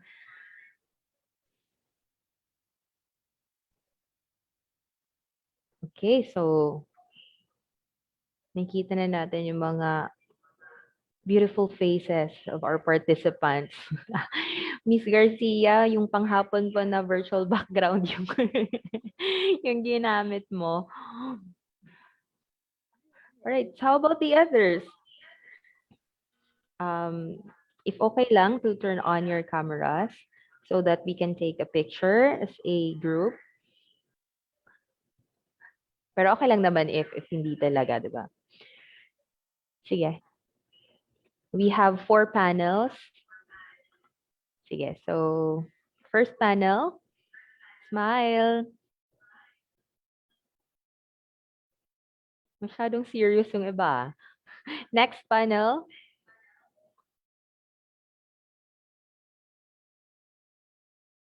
Third panel.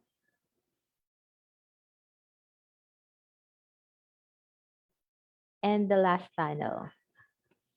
All right, thank you. Thank you so much to all the participants. May I request po to remain para po quick lang na game because we will be giving out 20 pesos load for those who participated today. I know it's not a lot, 20 pesos load lang, but this is our way of appreciating you for participating.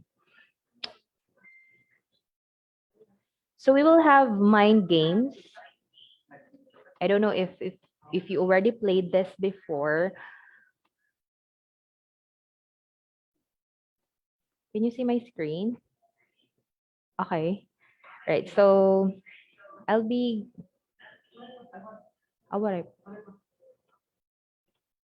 wait lang.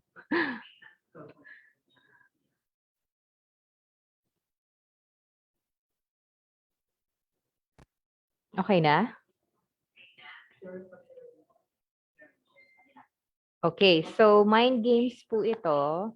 So may ibibigay ako ng mga pictures and then you will guess what this is. So let's just have a trial. So may hint po for each picture. So for this picture, the hint is, did you get it? May nag-a-answer ba sa Zoom? Because I cannot see, I cannot monitor. May nag-a-answer ba? Okay, so since trial lang naman to, yun. So the answer here is, I understand. Okay? So this picture says, I understand. So mind games po ito. So medyo papag-isipan natin yung mga sagot. So para manalo, to win 20 pesos load, follow this format. Full name, contact number, and your answer.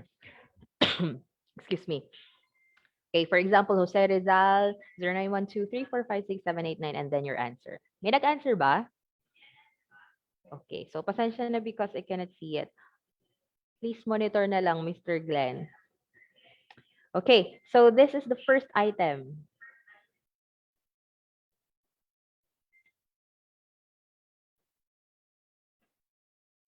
Can you turn on your mic, Jacob? What's the answer in the Zoom? May mga answers ba? Okay, so the correct answer here is 1 in a million. Who's the first? Jacob, kindly turn on your mic para ikaw na mag-announce ng winner since I cannot see it. Hello? Kent James Lapitan. Okay, Kent James Lapitan, congratulations. Isasend naman yung load after the webinar. So the answer is 1 in a million. Second number, the hint is breakfast. What are the answers? Sa chat box ko ba?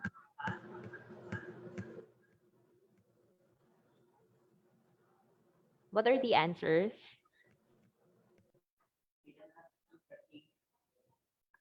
What are the answers? Eggs? Kulang po yung answer if eggs lang. Scrambled egg. Okay, may nag-answer na ba ng scrambled eggs? Okay, so the correct answer is scrambled eggs. Kindly screenshot na lang the winners so that we can send the load later. The correct answer is scrambled eggs. Who's the winner? Sorry, but April Joy, April Joy Miras, congratulations. Number 3, the hint is confidential information.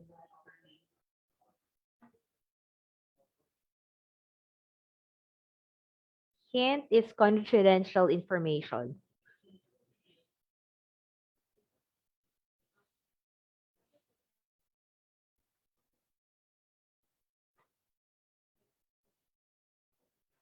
Right, so the correct answer here is top secret. Top secret. So, yung nanalo is Mary Patricia Lu Vinluan. Next. Hindi na tuloy nag-next. Okay, next. Part of the family.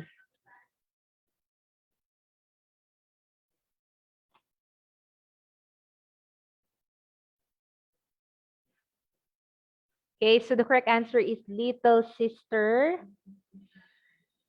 Ay, hindi na pwede manalo si Kent James Lapitan. So, ang nanalo in this round is Claire Alexis Dizon. Okay? And the last one. Ay, sorry.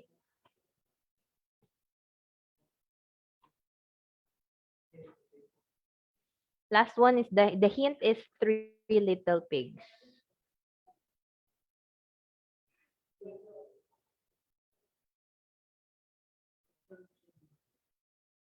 Correct answer is Big Bad Wolf. So the winner is Rosel Jean Yongke. Right, congratulations to everyone na nanalo. Sa 5 winners. So that ends our morning session on red flags, suicide and depression. I hope that you will still join us this afternoon because we have an afternoon session, personality development and work ethics with Dr. Zyle Feverbal. So, yun po. I'll send you the attendance link in the Zoom chat box. So again, please correct information po ang ilagay natin sa attendance form para ma-receive natin yung accurate na certificate. So make sure that na-correct po ang spelling ng names and then correct spelling din yung email address. Okay? So kindly fill out the attendance link that was sent in the chat box.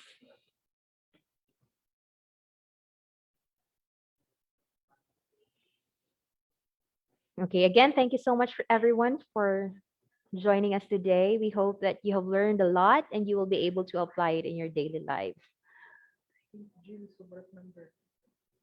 And Kent James Lapitan, sobra po pala yung number na ibinigay mo. So, kindly send the correct.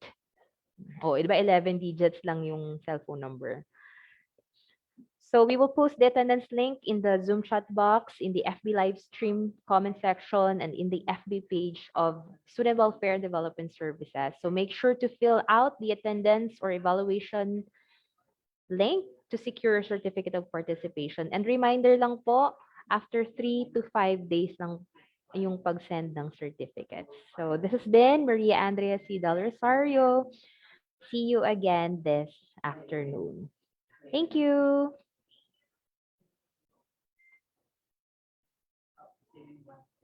Goodbye, everyone.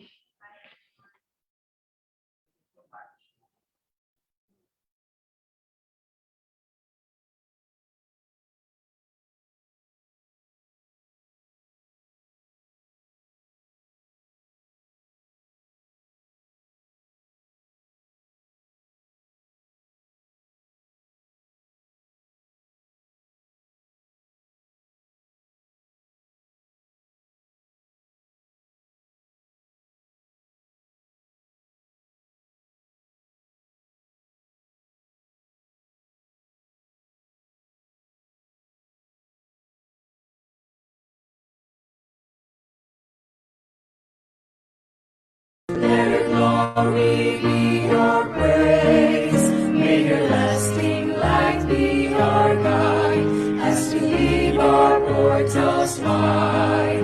SSU only ever, in our hearts will this refrain. Faith will lead us to our destiny of success or adversity. Yet to thy name we give our loyalty, humble matter hail to thee. In the ivy halls of learning, from the wisdom thou hast gained, shaping lives for home and country, for our nation's great and free. Sing we of her fame and honor, carry we her banner high. On and on we march to victory, broad and bold forevermore. SSU, our beloved school, we will cherish your name for aye. With grateful hearts thy children loudly cry, SSU mabuhay.